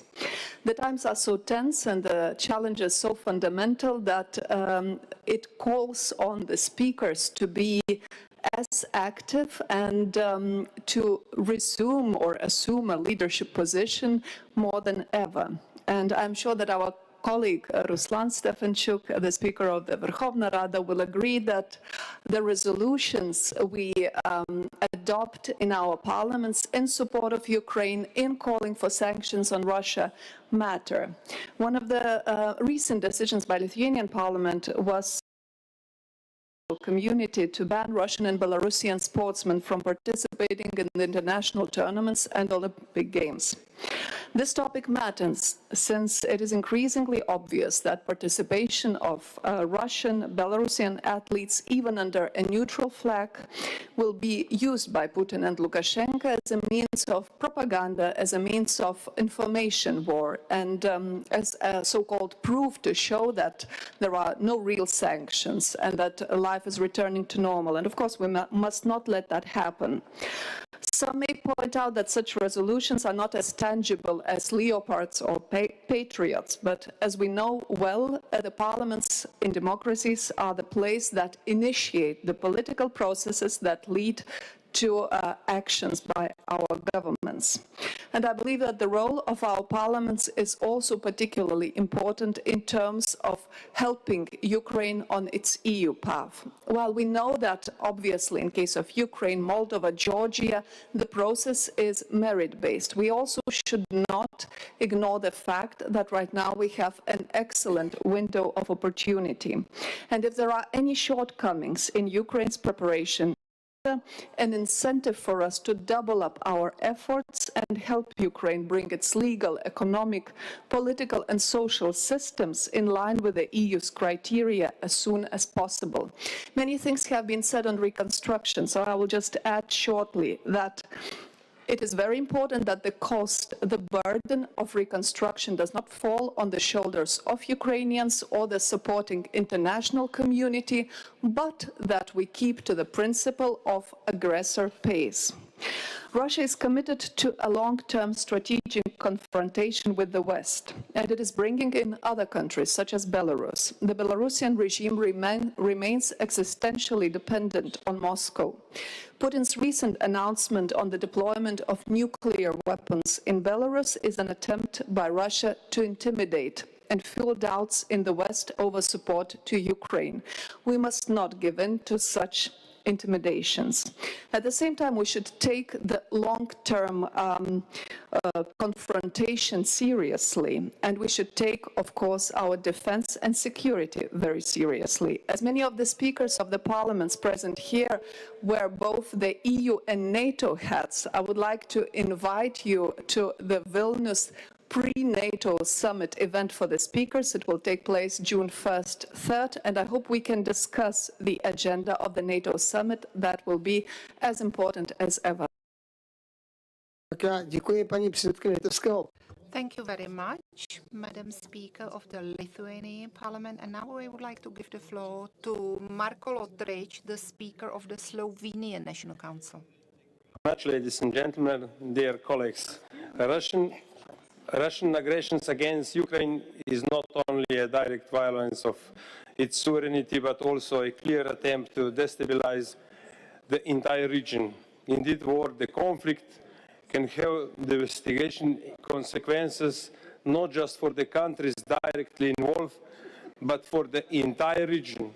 This is why we stand firm in our commitment to supporting Ukraine and its people in their struggle for sovereignty, territorial integrity and peace.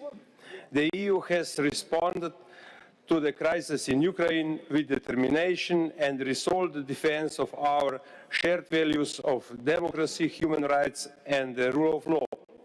We must ensure accountability for war crimes and crimes against humanity committed during the conflict.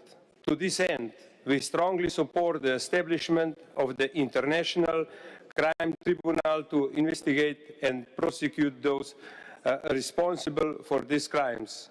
The EU is also committed to playing a leading role in the post-war reconstruction effort in Ukraine, as reflected in the establishment of the European Union Advisory Mission to Ukraine, and the clear confirmation of the Ukraine's European perspective.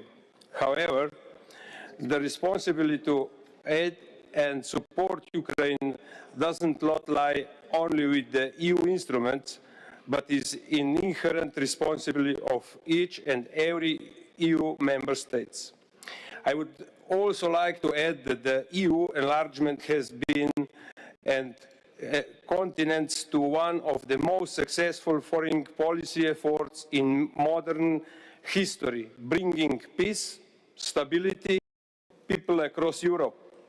We are committed to continuing these activities and to deepening our engagement with the eastern neighbors and Western Balkan countries, especially Bosnia and Herzegovina, despite the efforts in third countries to prevent this process.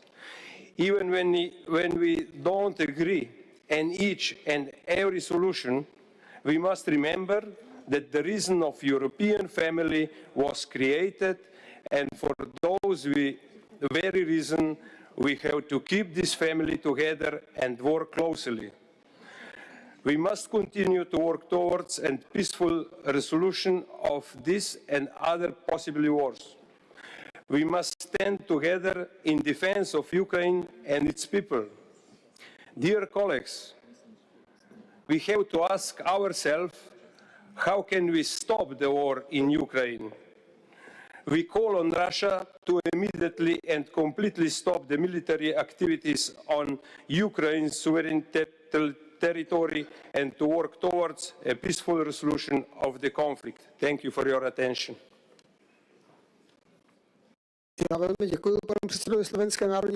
Thank you very much, Speaker of the Slovenian Council. And the last speaker before the break will be Zupančič, the Speaker of the National Assembly of Slovenia.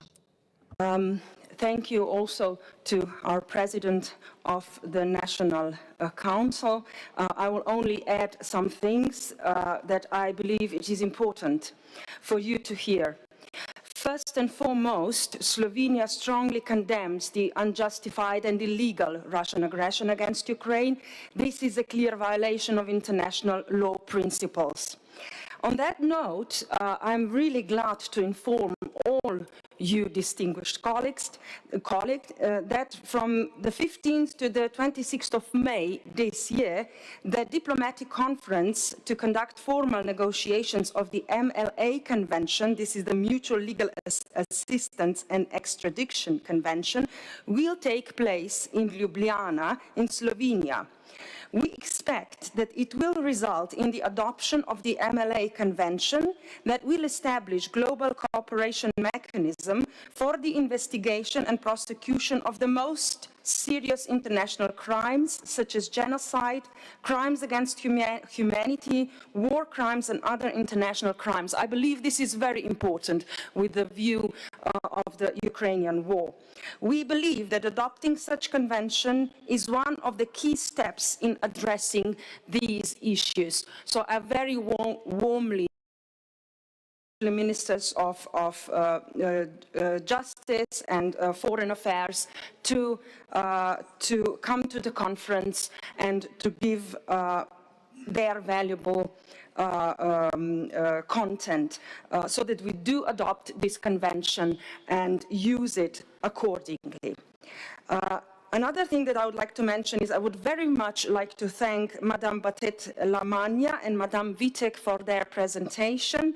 And yes, a lot of potential, but they have to be noticed and invited in the European or international community for peace. So what we have to do, the European Union, talk to African countries, help them and inform them about the war in Ukraine.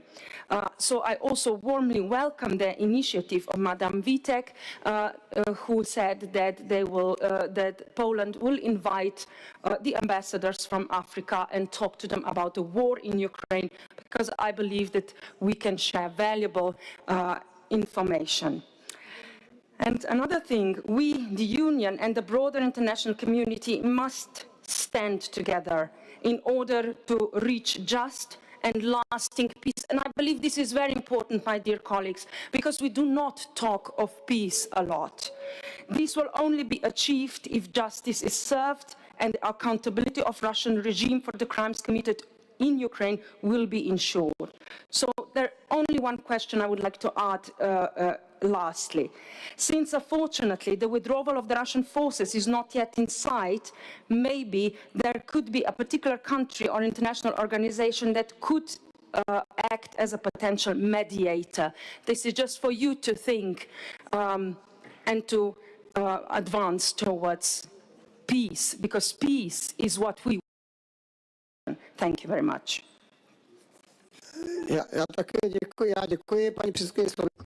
Thank you very much, Madam Speaker of the Slovenian National Assembly. And because I also promised to give the speech to Mr. Lorenzo Fontana, the Speaker of the Italian Chamber of Deputies. So now I would like to give him the floor. And ladies and gentlemen, this really will be the last speech before the coffee break. So over to you. Grazie, Presidente. Innanzitutto Thank you, Mr. President. First of all, I would like to thank you for the excellent organization of this very interesting conference. Let me also, citizen of Italy, my full solidarity with our Ukrainian colleague, Ruslan Stefanchuk, with whom I've recently had a fruitful and very significant conversation. I would like to firmly renew our solidarity and support for the Ukrainian people and his House of Parliament. I hope that the reconstruction phase will take place rapidly with adequate means and the united and cohesive participation of all member states. This session marks an important moment to have a frank exchange of views on the effects of the Russian aggression on our continent and the European countermeasures needed to protect our citizens. This war has taught us that we should stay united as much as possible. There is no doubt that this conflict has an impact on Europe as a whole. The security consequences will not only affect Europe's eastern borders with Ukraine, but the geopolitical order of the entire European continent. In this perspective, I believe that we should proceed rapidly and with determination to enlarge the Union so as to also include the candidate countries of the Western Balkans. Italy is committed to supporting and accelerating the reform process. This will also take into account the important role of parliamentary diplomacy, which is at the heart of the priorities of Italy's Chamber of Deputies. Through parliamentary diplomacy, we can reach shared objectives and enhance cybersecurity. Russia's aggression has further stressed the need create a link between EU and the Mediterranean countries to jointly address issues relating to energy and food security, migration flows, hybrid threats, the fight against international crime, economic growth and trade development. It is essential to strengthen dialogue and parliamentary diplomacy also in the fight against irregular immigration, a tool increasingly used by third countries to destabilize and threaten the European Union and its member states. It is precisely in these areas that the Union should develop really common policies endowed with adequate financial resources, capable of ensuring Europe's strategic autonomy. At the same time, the principles of solidarity and fair burden sharing enshrined in the treaties should also be implemented. Only by addressing with one voice the major global challenges exacerbated by the conflict in Ukraine will we be able to fulfill the mission. Looking forward to listening to all the other contributions. I wish you a good continuation of the conference. Thank you very much for this contribution. Now, ladies and gentlemen, this was the last speech before the coffee break. Now, very important, in total, 15 other speakers asked for the floor. The limit is 3 minutes. 3 by 15 is 45 minutes, and we have to finish at 6 p.m. at the latest. So, ladies and gentlemen, we will have a coffee break, which will go until 4:45, because that should still give us the sufficient time to finish before 6 p.m. Even though taking into account that most of you do not again at 4:45, and then we will take the common photo shoot. Initially, the photo session, family photo, was supposed to take place at 4 o'clock, but it's not possible. So 4:15, we will meet at the entry. By the entrance number 10, there the family photo will take place. So then we will have coffee break until 4:45, and at 4:45 we will resume our discussion. And the first speaker to speak after the break will be the Speaker of the Dutch Senate, Mr. Jan Antony Bruin. So I want to see all of you here in this room back at 4:45. So once again, 4:15, family photo will take place downstairs at the entrance. Thank you. A fare la foto. Penso giù all'ingresso. Guarda che bella immagine. Penso giù all'ingresso. Ho visto. Però, ma se ci fosse qualche giornalista, Presidente. Sì, visto che mi trattano bene. Io dico che deve lasciare. Fare qualche bella dichiarazione. Io dico se io possible.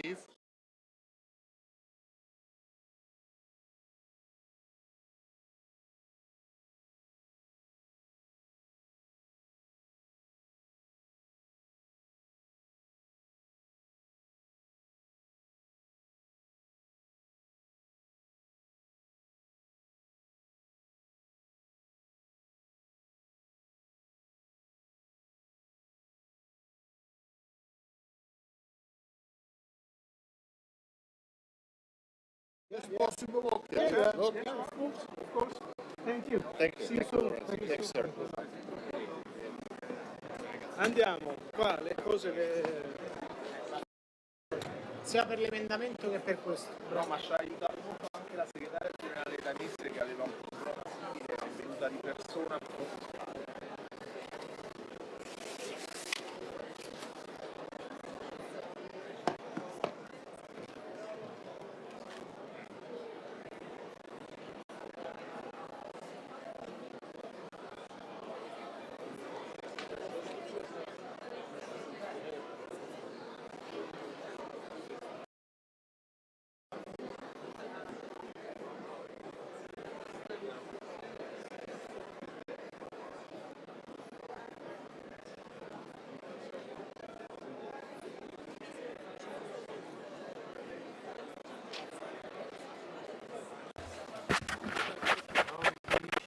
Všichni ne, tyhle věci kameny. Končí to Anitou, končilo to Anitou. Anitou jdeme jo. Dobře. Tak dobře.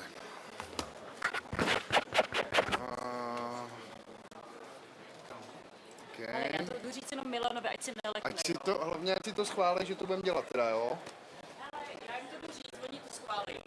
Dobře, tak já ještě chvilku počkám.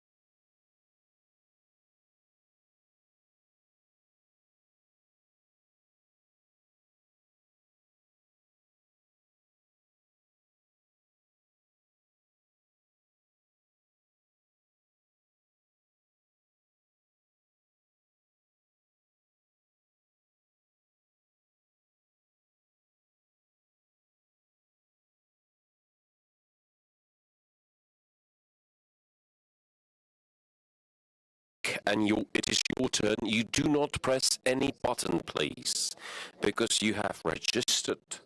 And if you press the button once again, you will unregister. And if you press it for the third time, you will appear at the end of the line. So please, do not press any buttons once you register, okay? So this is the description of the equipment that we are using today. And we must basically follow the way it operates.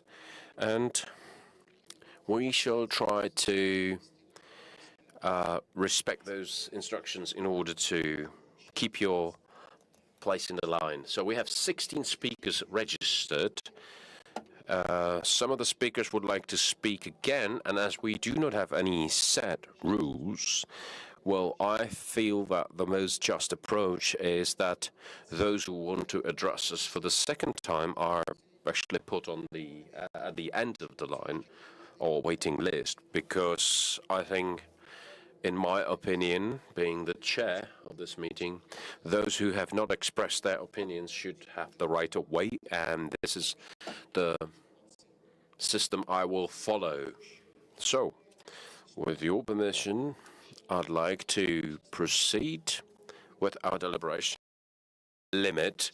I kindly ask you to stick to 3 minutes allocated to you. Once the 3 minutes, well, once 2.5 minutes pass, you need to actually respect the sound, which will sound 2.5 minutes through your speech, and it is up to your decision or discretion how the remaining 30 seconds to complete the 3-minute period. And I would kindly ask you to respect the limit of 3 minutes. Most of you have observed the time limit. However, there were a couple of exceptions. I think the record was about 5.5 minutes. So I kindly ask you not to repeat that performance. So once again, the limit is 3 minutes. Once 2.5 minutes pass, you will be informed by the sound that there are 30 seconds available to you. So that's as far as instructions are concerned. And let me actually proceed in our discussion. I would like to ask the Jan Anton Bruin from the Netherlands to take the floor. Chair, dear colleagues, thank you also on behalf of my colleague Mrs. Vera Bergkamp, Speaker of the House of Representatives of the Dutch Parliament. Thank you for this wonderful welcome here in Prague, and thank you for the Czech Parliament for organizing this meeting. Also very good to be able to listen to our colleague Mr. Stefanchuk here in person as well today. Dear colleagues, the Russian invasion of Ukraine and the violence carried out by the Russian army have shocked us all deeply. The war once more proved the importance. Common problems need common solutions. And this requires common action. We need close friends and close cooperation to face the current challenges and those of the future. It is of great importance that already at this point, although sadly the war is not over yet, we start to discuss the situation of post-war reconstruction. And although we might not have a clear vision of what is that the EU and its member states are already establishing the building blocks for the reconstruction of Ukraine.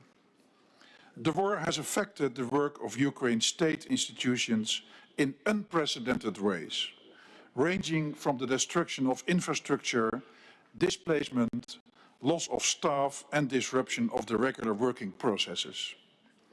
This directly impacts the ability of these institutions to implement their mandates and functions, and importantly, their ability to provide timely and accurate information to the general public and to particularly those that are directly affected by the war. Colleagues, bodies of local and national government and also courts function under martial law at this time in Ukraine. It is essential that all principles of the rule of law in peacetime will be re-established once the war is over, and that the Ukrainian civil society is deeply involved in this process. The Netherlands continues to support Ukraine, also with regard to the rule of law, human rights, and with regard to accountability. Together, we will stand strong. Thank you for giving me the floor.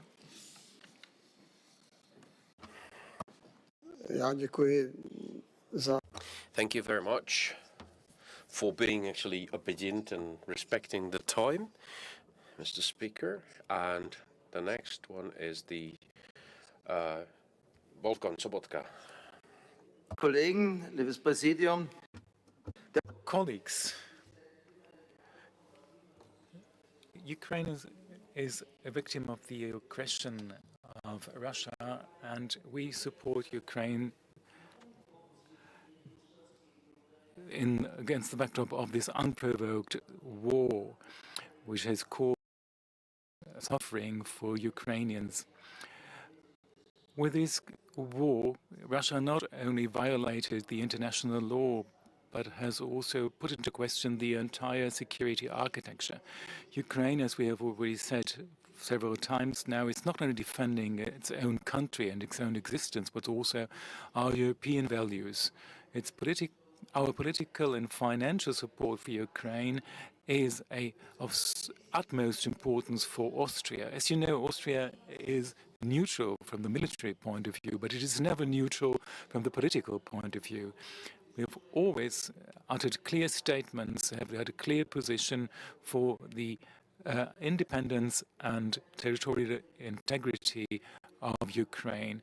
We support Ukraine and its neighboring countries with more than 130 million euro, and we also are willing to support Ukraine in its reconstruction. For example, more than 600 million euros for the reconstruction of 3 hospitals in Ukraine. But we also help 94 million people that have been displaced and they have found refuge in Austria. President Zelensky in March, in his speech in the European Parliament, has also praised this position of Austria. Moldavia and Georgia mustn't be another victim of Russia, and this is why we have to be solidarian with these countries and guarantee their sovereignty and territorial integrity. We have to face Russian disinformation campaigns and fight them at any level and in all countries in Asia and Africa. Those who, in a complete different view of the reality, see this Russian aggression as an aggression of another country. Thank you very much. We were waiting for the translation to complete. I would like to thank the President of the National Council of Austria for his contribution and being on time. The next one to speak is the Chairperson of the Chamber of Deputies. Accorder la parole, chers collègues, la Chambre des députés a, dès le début, fermement condamné l'agression russe contre l'Ukraine. Well, we have condemned the Russian aggression against Ukraine, against European values. The peace in the European continent must go through, or must go hand in hand with integration of Ukraine and all the other candidate countries into the European structures. Collective effort of the EU member states towards Ukraine is an unprecedented experience, and we shall continue to do that in terms of the reconstruction of the country that's been devastated by war, and that's been a role model of bravery and fight for freedom. Luxembourg supports our Ukrainian friends. Our support is unprecedented, both from the level of institutions as well as citizens of Luxembourg. Our of Ukraine, we have adopted and we have welcomed refugees from Ukraine. The Chamber of Deputies of Luxembourg ceased its contacts with the Russian State Duma, and we have voted 3 resolutions. Our Chamber of Deputies has expressed our support on numerous parliamentary forums. We shall continue to support Ukraine in the stage of reconstruction all the way to the moment when it will become a member of the European family. Dear colleagues, your presence is the highest representation of solidarity towards Ukraine. Together, we ought to maintain the democratic bloc which protects our democratic values of democracy and freedom. We shall continue to vote in our Chamber of Deputies until we arrive to just peace in Ukraine. Já vám také děkuji, pane předsedo poslanecké sněmovny. Thank you, Chairperson of the Chamber of Deputies of Luxembourg. And next one to speak is Søren Gyde from the Danish Parliament. Mr. Speaker, the floor is yours. Ladies and gentlemen, many thanks to our Czech hosts for your hospitality and for putting. Also thanks to our 3 keynote speakers for their intervention and their food for thoughts. The Russian aggression on February 24th last year was a wake-up call not only to Europe, but to the whole world. The wake-up call was heard loudly and clearly. We, the European Union and its member states, have taken big steps forward since then. The war is not only about the survival of Ukraine. The war is a direct attack on our core values and a global rule-based order with respect for human rights. Military support for Ukraine remains at the top of our common agenda. Important work is ongoing in order to ensure the continued things are arriving daily. But we need to be sure that we all continue to deliver. That is why Denmark decided to establish a long-term financial fund in order to ensure the financing of the Ukrainian needs. Because this is what is required, we need to ensure a steady supply for as long as Ukraine needs it. Denmark and the Danish Parliament fully support the strongest possible sanctions we can agree upon. We should never forget that the Russian aggression is completely unjustified and illegal. The ones responsible for war crimes and the crime of aggression need to be brought to justice. This is why the ongoing work on accountability is so important. We might not see anyone brought to justice today or tomorrow, but it sends a clear signal. If you commit crimes, you will answer for them. And lastly, we are also reminded that if we take freedom for granted, we are all going to lose it. Slava Ukraini. Thank you. Já vám také děkuji, pane předsedo, za. Thank you very much for your contribution. And the next speaker will be Madame Valérie Rabault, Vice President of the National Assembly of France. The floor is yours. L'Assemblée de la République tchèque pour votre accueil aujourd'hui et l'organisation de cette réunion. Alors, for organizing this conference. This conference, yet again, seeks to express support to Ukraine, and it is expressed here by 53 voices, because we have 53 different delegations here. Now, Madam Speaker, Mrs. Pekarova-Adamová, mentioned 5 challenges or 5 tasks, and I fully agree with what she said. I also agree with domestic extremism being one of those challenges. This is really a real threat. It is something we can see on social media in the form of fake news, and it is something supported by Russia. That's why we need to do everything we can to counteract this phenomenon that tries to undermine our democracies. Now, the clear solution would be to help Ukraine win this war as quickly as possible. And it would be good to see the victory at the time before the country is fully devastated. All means possible, be it financial, be it humanitarian, be it in the form of sanctions, and it is something of vital importance. Now, some previous speakers have also mentioned future sports events, and they said that the Russian and Belarusian athletes shouldn't participate in such events. I fully agree with that, and I support the decision not to enable Russian athletes to participate in the next Olympic Games. And this opinion is also shared by the Madam Mayor of Paris. It is also important to show solidarity with all countries neighboring Ukraine. We have to avoid spread of this conflict. Thank you, Vice President of the French National Assembly.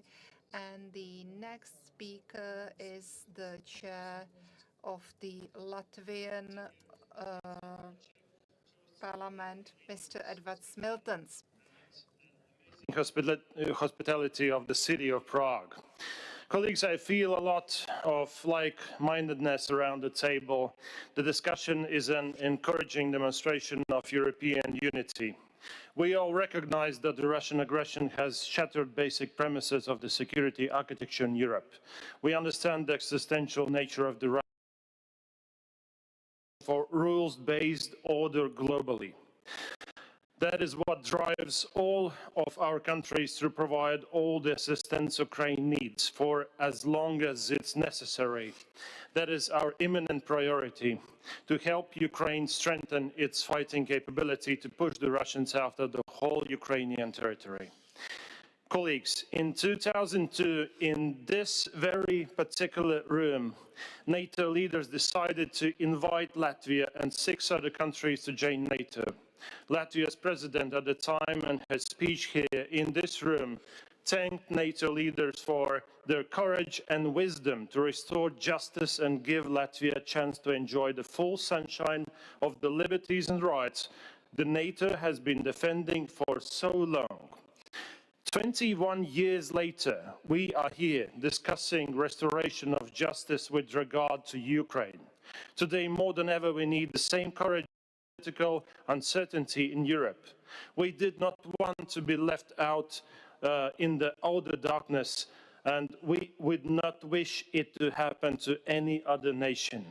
By now, Russia has made it abundantly clear that it will not tolerate independent countries on its borders, even if they declare neutrality. Russia's European neighbors cannot afford non-alignment. Europe cannot afford it. The risk of war in Europe will be reduced with Ukraine in the EU and NATO, and it is as much about deterrent strength of the treaty obligations once Ukraine is in NATO as it is about the powerful impact of decision on Ukraine's road to NATO would send now. Vilnius NATO summit is the time to send that powerful message. At the EU level, the time to send a powerful message is opening up EU membership negotiations with Ukraine and Moldova by the end of the year. Colleagues, with every decision we make, individually and collectively, we are shaping our future security architecture. Undeniably, the backbone of that security architecture is a strong transatlantic alliance. However, shaping our security environment certainly requires a strategy beyond Ukraine winning the war. We must build a broader and more coherent Russia's containment policy, and this will also require a more profound change in economic cooperation patterns and a will to collectively stand up for our values globally. We are at the beginning of the road with our sanctions policy, with our response to the disinformation efforts globally and assistance to our partners. Colleagues, we all hope Ukrainians are able to crush Russia's military and push them out of entire Ukrainian territory quickly. But even more importantly, even when Ukrainians push Russians out of Ukraine, we must recognize the fact that Russia will not respect the result. Russia's imperialism is deeply rooted in its society and will continue to be a threat of all of us. And while our geography and historic experience makes us a perhaps better place to connect with Ukrainian tragedy and hence punch above our weight in terms of providing assistance to Ukraine, we also see signs of fatigue in society. But again, this is an existential issue for Europe, and I see this as my priority to maintain continuous support of our society for pushing back against Russian aggression. And finally, friends, I will conclude with another reference to the historic NATO summit that took place in this particular room in 21st of November in 2002. Accepting the invitation to the alliance, our president, Vaidevīte Freiberga, on behalf of Latvia, made a solemn pledge and a commitment that we will strive to our utmost to do our part to contribute not just to the strength of the alliance, but to do whatever it needs to be done to create a world where justice and liberty are available to all. And we intend to keep our promise. Slava Ukraini, and разом переможемо.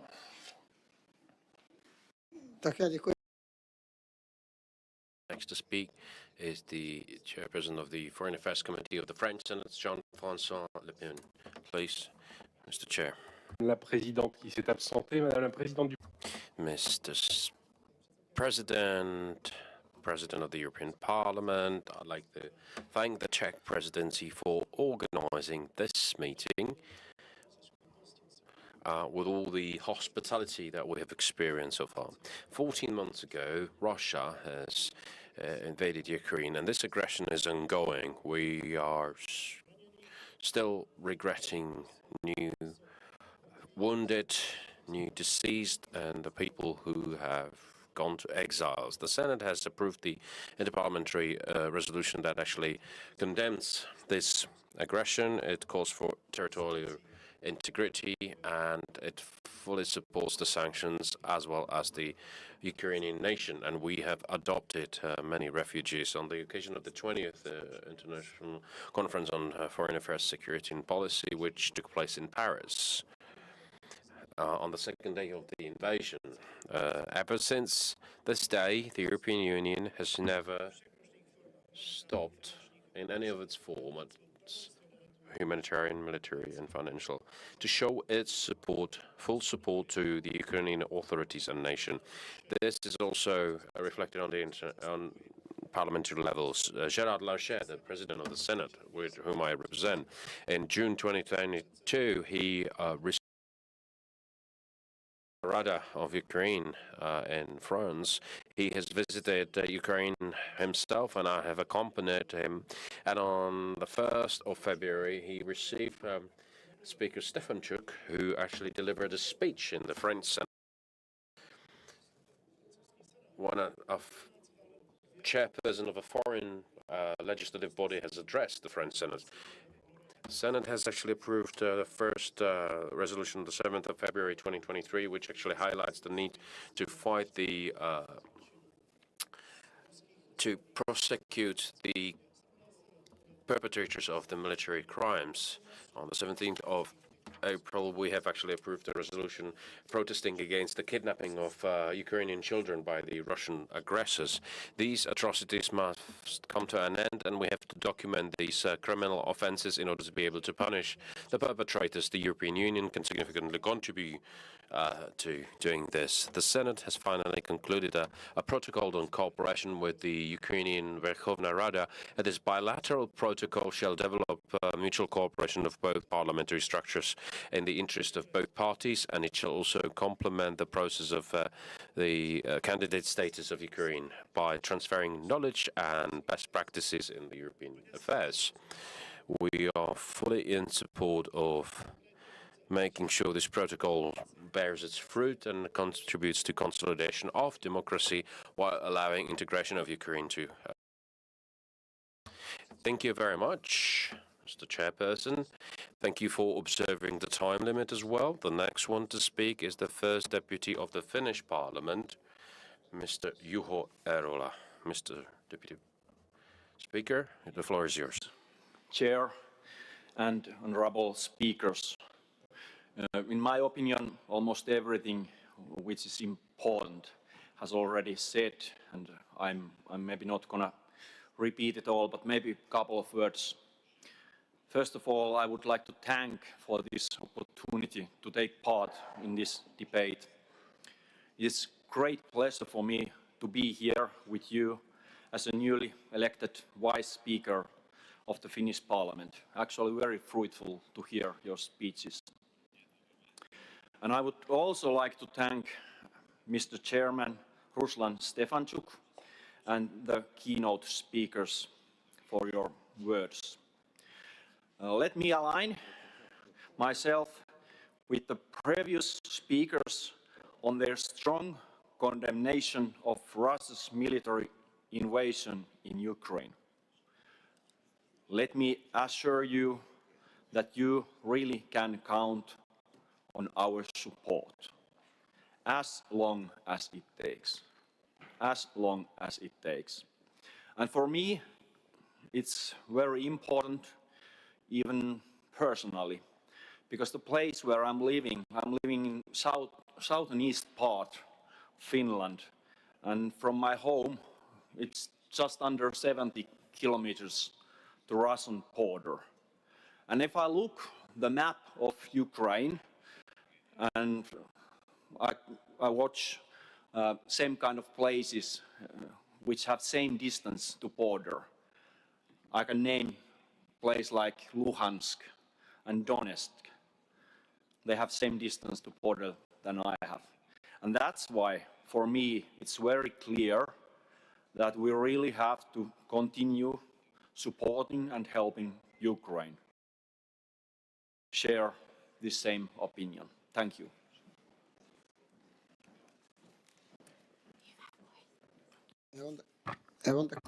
Thank you very much, First Deputy Speaker. And I'd like to thank you for this very specific description of the situation you are experiencing. The next one to speak is Angelo Farrugia from the Parliament of Malta, please. Colleagues, Angelo Farrugia. Colleghi, un anno dopo questa conferenza di Lubiana non ci sono sviluppi. There is an end in sight. The impact on the availability of raw materials and the disruptions in the supply have left their mark on industries that depend on goods originating from passing through Ukraine or Russia. The effect of the disruption in gas and oil supplies from Russia impacted heavily on the cost of the European industries, as well as materially higher energy bills for households, and this impact on the well-being of our citizens cannot be ignored. In fact, it is hard-hitting sanctions that, of course, that are needed. However, with regards to what is happening, although we intended to weaken the Russian economy, we still, and the population, of course, is suffering. And so our parliaments, we should hold our governments and the European Union to account in this respect. So I submitted an amendment to the final conclusions in paragraph 5 of the resolution, which I feel disappointed in this conference of not having been put forward, at least for discussion, as the final presented conclusion has already been circulated without the amendments. Of course, the sanctions should remain targeted to the ongoing war. The plans of the European Commission to ensure the effective and uniform application of these sanctions by the Member States and the proposal to use immobilized assets for the benefits of Ukraine are welcome. Colleagues, the institutions are there and we are representing to make sure that we have all the opinions and hopefully produce a common and democratic acceptable solutions. As speakers, we have a duty to promote a healthy dialogue. And as the highest level interparliamentary forum, we need to promote further diplomatic efforts and dialogue with all stakeholders with the aim of finding a lasting, acceptable solution to end the war. And for peace to be sustained, the solution cannot be unilateral, but it must be acceptable to both sides. So I believe that at this point, a ceasefire is essential to enable both sides to take a step back and seize the opportunity to chart a way towards a lasting peace framework. Whilst I accept that a ceasefire may be temporary, it is still a tangible way of reducing the tragic loss of people, of life, and allow the much-needed humanitarian aid to be delivered. So I have also proposed an amendment to paragraph 4 that refers to the ceasefire to the conclusion of this conference in order to introduce this observation as an effective, tangible proposal, which could help to eventual peaceful solution. But again, with great disappointment, Chair, this amendment was not even introduced to be debated and discussed in this conference. As you know, Ukraine, Russia, Europe, all of us, the rest of the world, need to end this conflict, this war. We cannot talk about peace without ceasefire. Thank you very much, Chair.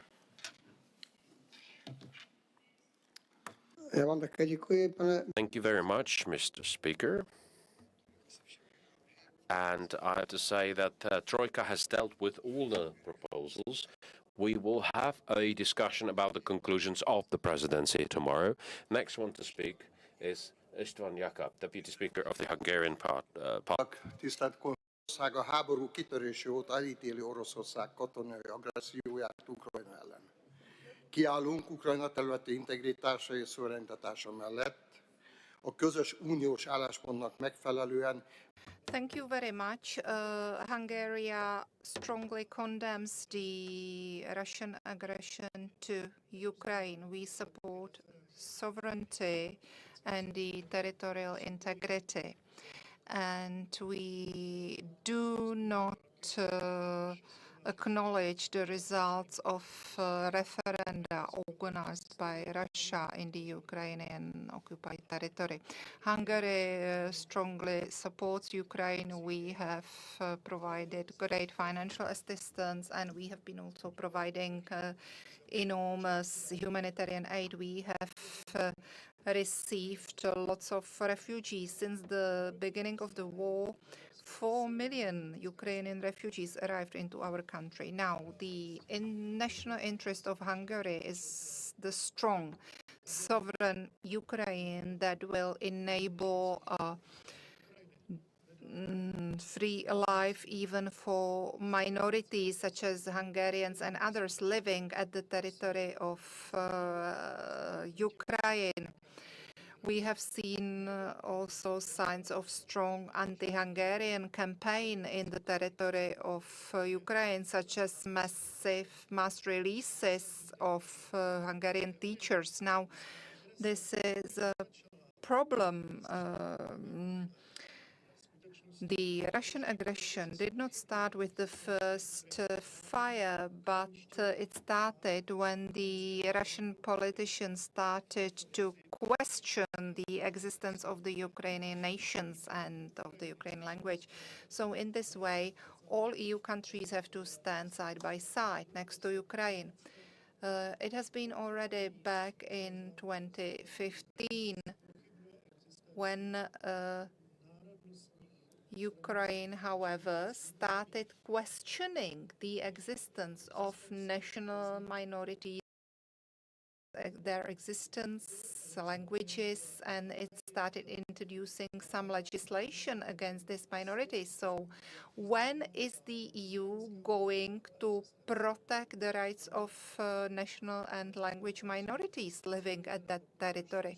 Ladies and gentlemen, Hungary supports the EU extension, and that's why we support the perspective of EU membership not only for Ukraine or other countries, and we want to support the alignment of Ukraine in many other respects. However, it is really important to reinstate the rights of the Hungarian minority living at this territory.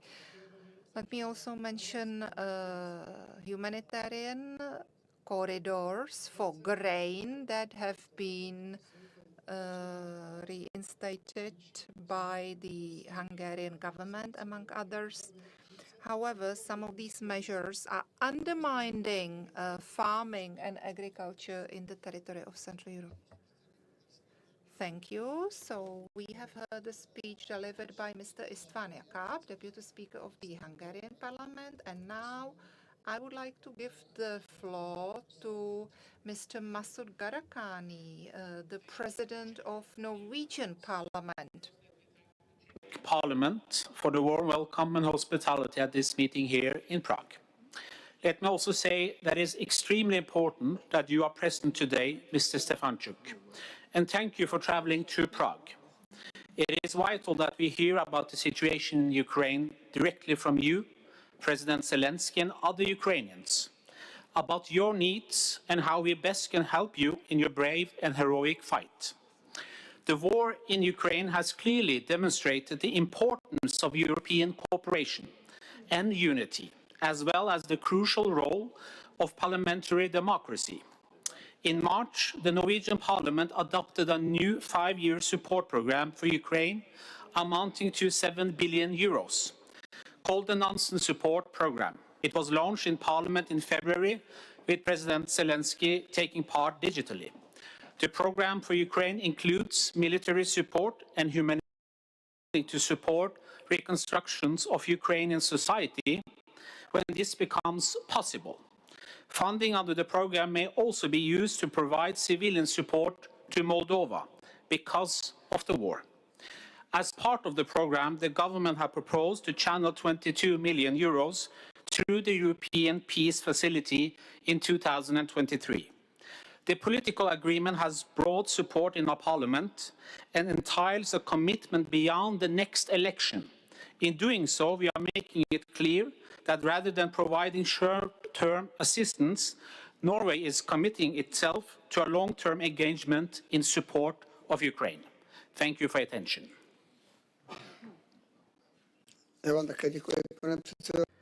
Thank you, Mr. President. And now the following speaker who would like to speak is Mr. Martin Kandinas.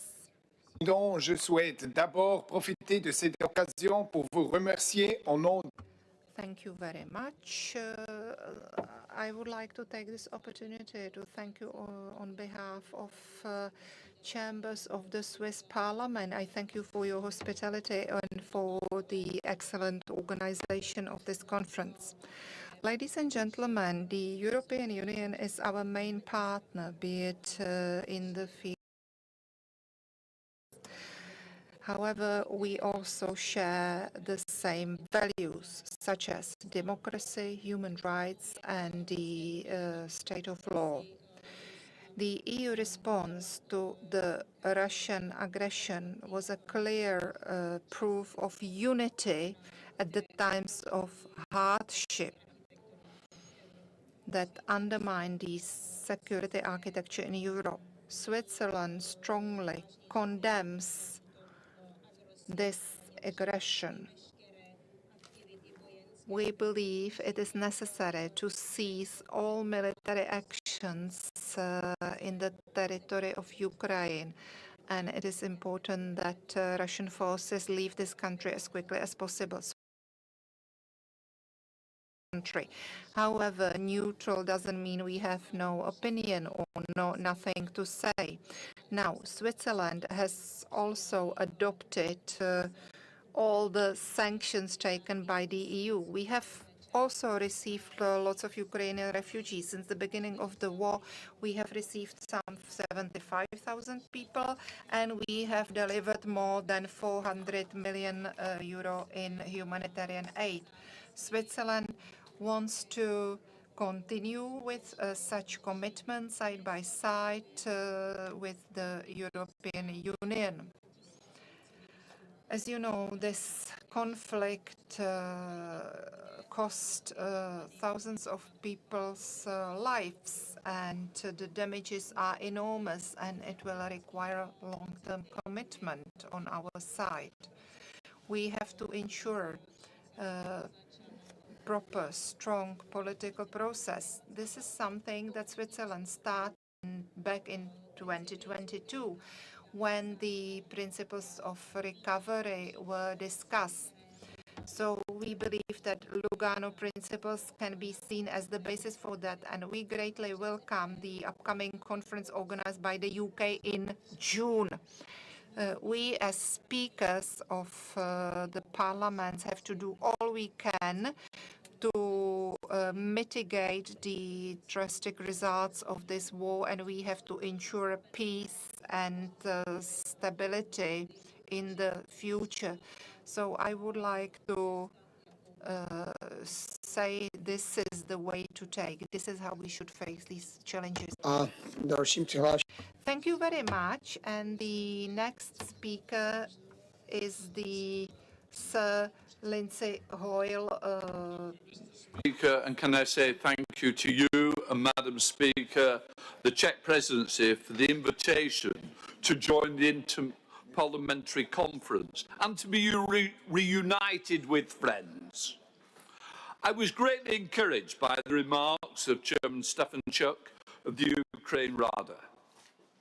The UK Parliament deplores the Russian war of aggression in Ukraine and the affront to our core Western democratic values that it represents. And we fervently admire the courage and the resilience of your country's people and President Zelensky, who we had the pleasure of speaking in Parliament and in Westminster Hall. Having you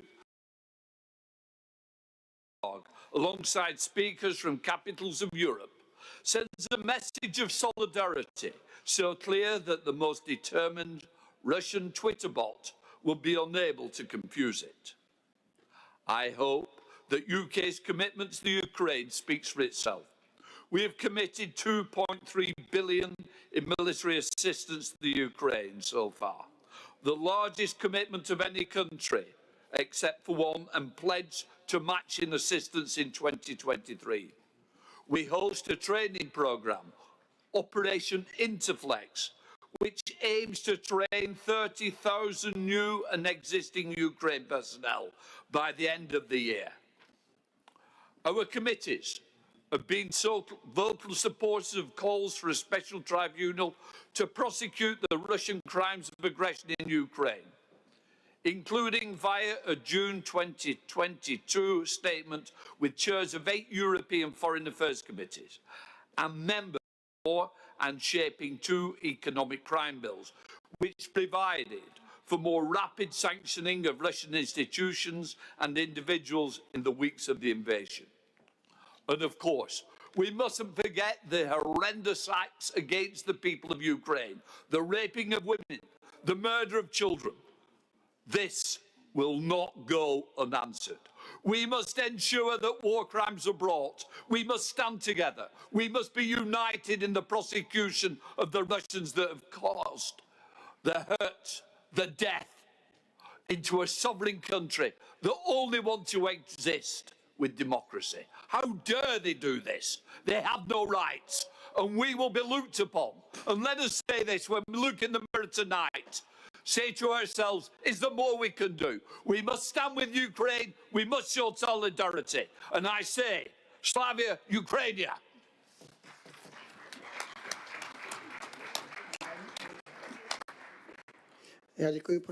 Thank you, Speaker of the lower house of the British Parliament. The next one to speak is Lord McFall. Please, the floor is yours. President, I'm indebted to you for the privilege of attending this conference in an observer capacity, and I warmly congratulate you and your team on this immaculately organised gathering. I am especially pleased to see Speaker Stefanchuk here as a special guest, whom I had the honour of welcoming to United Kingdom House of Lords last month. In the last 6 months, along with Mr. Speaker, I have been privileged to welcome and address both President Zelensky and First Lady Zelenska on separate visits to our Parliament. In my addresses, I assured them that the country stood in awe of the bravery, resilience and fortitude of the Ukrainian people.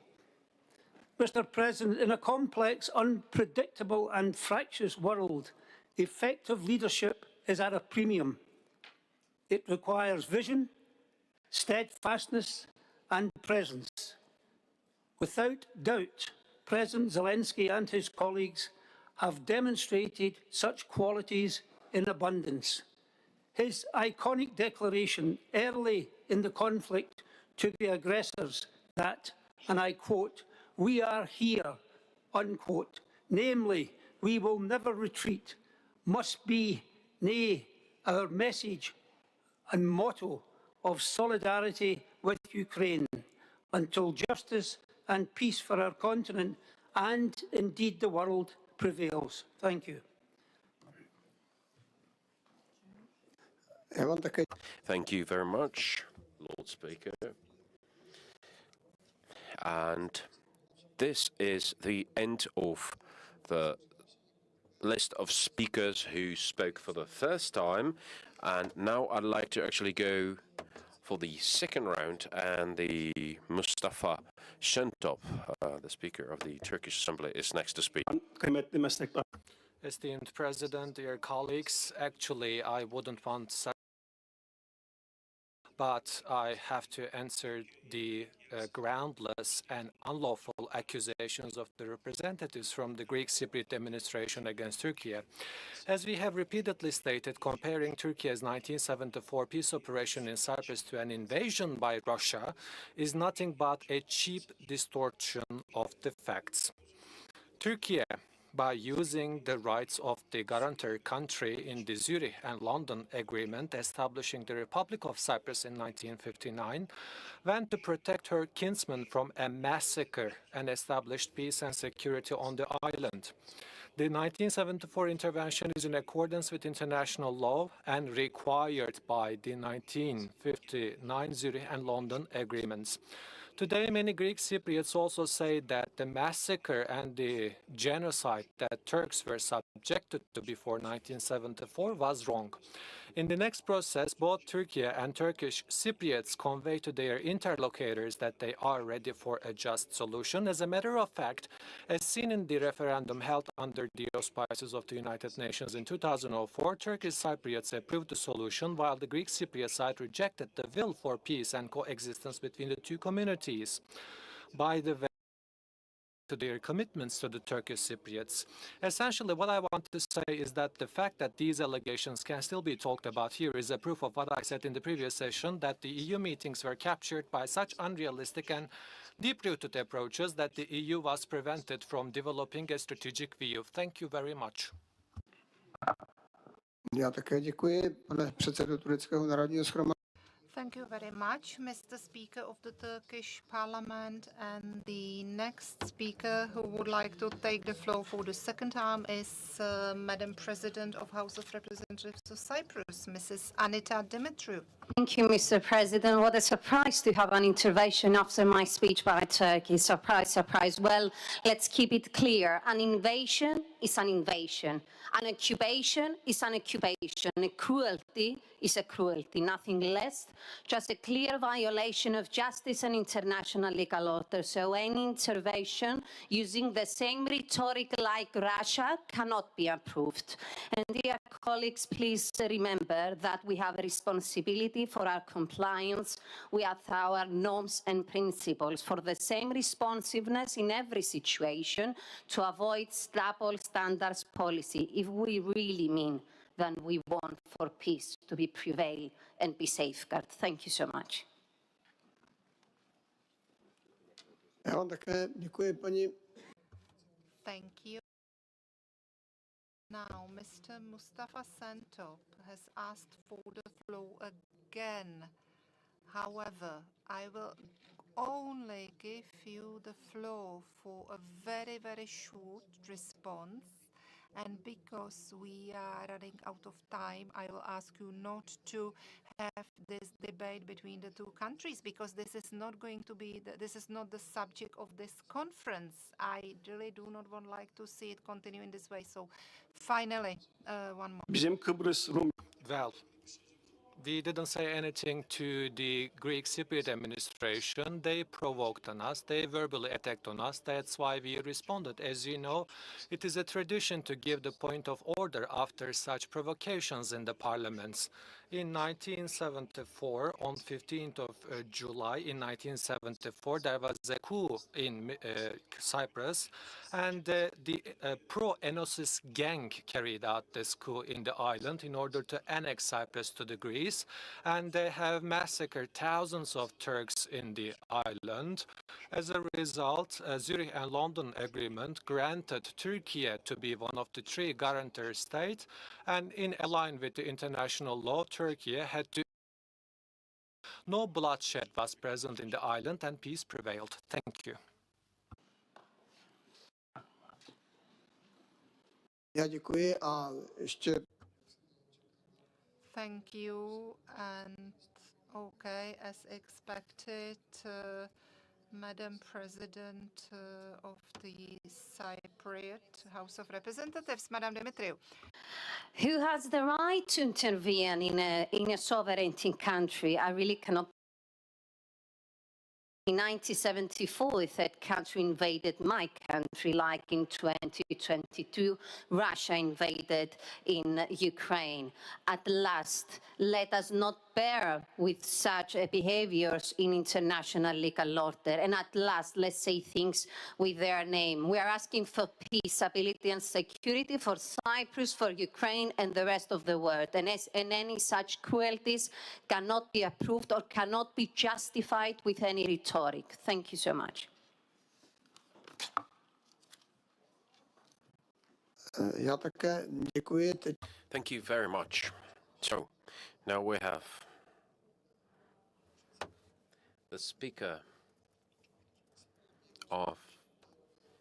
Mustafa Shentov, the Speaker of the Turkey National Assembly, is registered for the floor, and it is actually evidently about who wants to have the last word. So I would offer you a solution. I will stay here as the moderator to complete the debate we've had, because we've had 25 contributors, and I would be more than happy to continue with the two of you and, you know, privately, and I will dedicate as much time as possible to resolve the discussion. However, you had three interventions, so I just would like to ask if it is the opinion of the Turkish side to continue in this debate, and I would like to draw your attention to the fact that it is not possible to end up in a way that if you have your contribution, I will have to give the Cypriot side an opportunity to respond. The question is,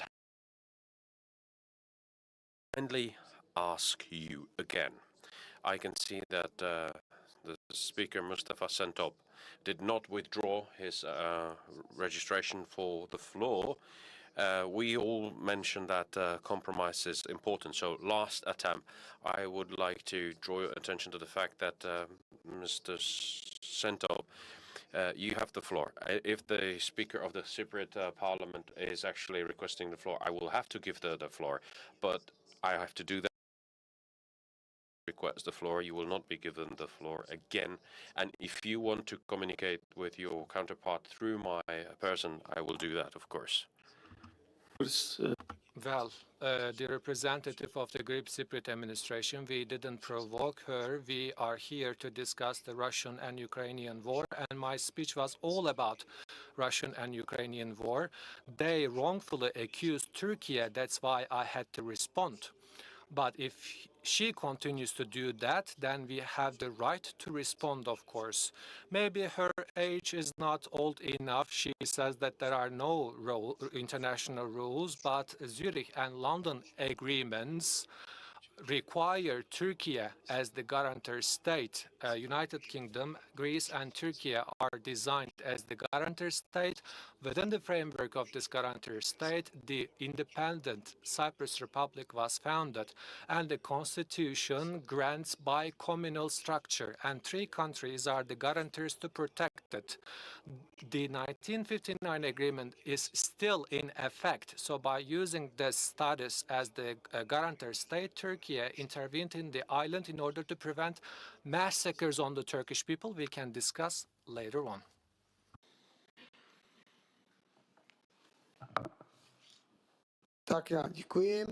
Thank you. So next one to speak, as we would have assumed, is...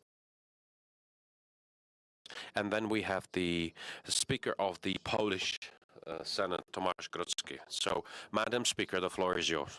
Last time round. Dear President, I'm not a representative of the Greek Cypriot community. I'm a representative of the Parliament of the Cyprus Republic. Let us make that clear. My age? Really?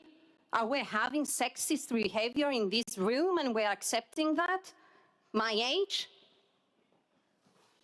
I didn't accept nothing less. I have nothing expecting from the support of the others as well. And we're really accepting any sexist behavior from anyone in this room. Thank you so much. Thank you, Madam President. And now I would like to hand over the floor to the Speaker of the Polish Sejm, Tomasz Grodzki. Chairman, thank you, all participants. I'm sorry. We met here full support for Ukraine. And I would kindly ask to stop this quarrel between Cyprus and Turkey, because we can organize another conference. But from the medical point of view, it's a good example that if international community is unable to solve the sharp problem, it changes into chronic disease. That's why we should condemn Russian aggression, aggressive policy, and show the full support for fighting Ukraine on every level: economic, financial, humanitarian, and military. And please, if I may ask excellencies from Turkey and Cyprus, please stop this discussion. This is not the place for such talks. Thank you.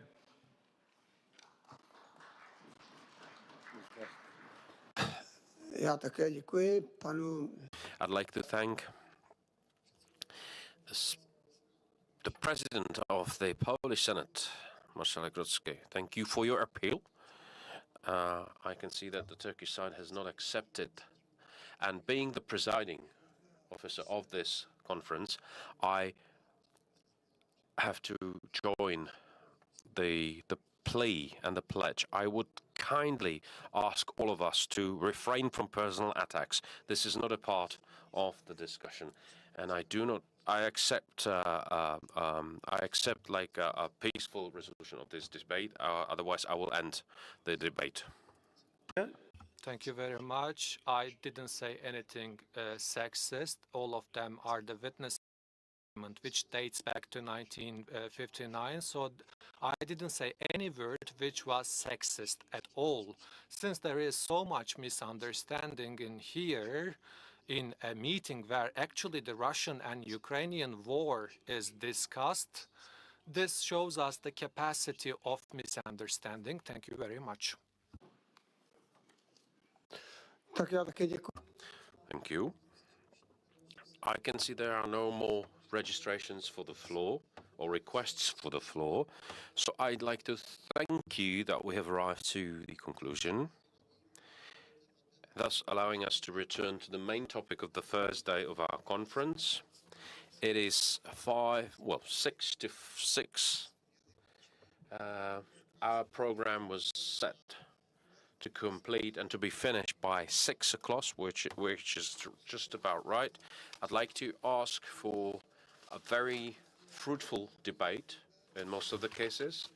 Thank you also for adhering to the time limits. As far as other meetings that are ahead of us, let me just draw your attention to the fact that at 8 o'clock in the evening, we are scheduled to attend a gala reception by the President of the Czech Senate and the Speaker of the Chamber of Deputies in the presence of the President of the Czech Republic, Mr. Petr Pavel, at the Prague Castle. So I would kindly ask you to arrive on time as prepared and as scheduled in order to spend a pleasant evening together with the President in beautiful premises of the Prague Castle.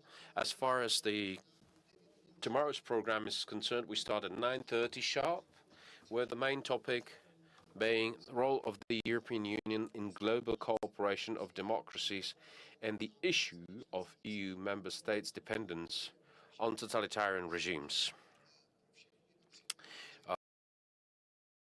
Despite of the fact that tomorrow's session will be moderated and chaired by my colleague, Mrs. Markéta Adamová-Pekarová, but with your permission, let's actually agree on something in advance, because this will actually save us the trouble. So first, we will prefer those who actually register for the floor for the first time, and the maximum number of times you can request the floor is 2 times tomorrow. So this should actually help us avoid a similar situation we run into today. So this will limit the possibility to register for the floor to 2 times. If there would be other requirements, then we would have to actually find an approval and an agreement. So that's as far as my contribution is concerned for today. And as far as today's program is concerned, allow me to officially conclude the official part of our conference for today. And let me express my hope and pleasure of the fact that I will be able to meet you again tonight at the Prague Castle. Your liaison officers have all the information and detail, and I will be looking very much forward to meeting you at the Prague Castle, and I shall consider this meeting to be concluded.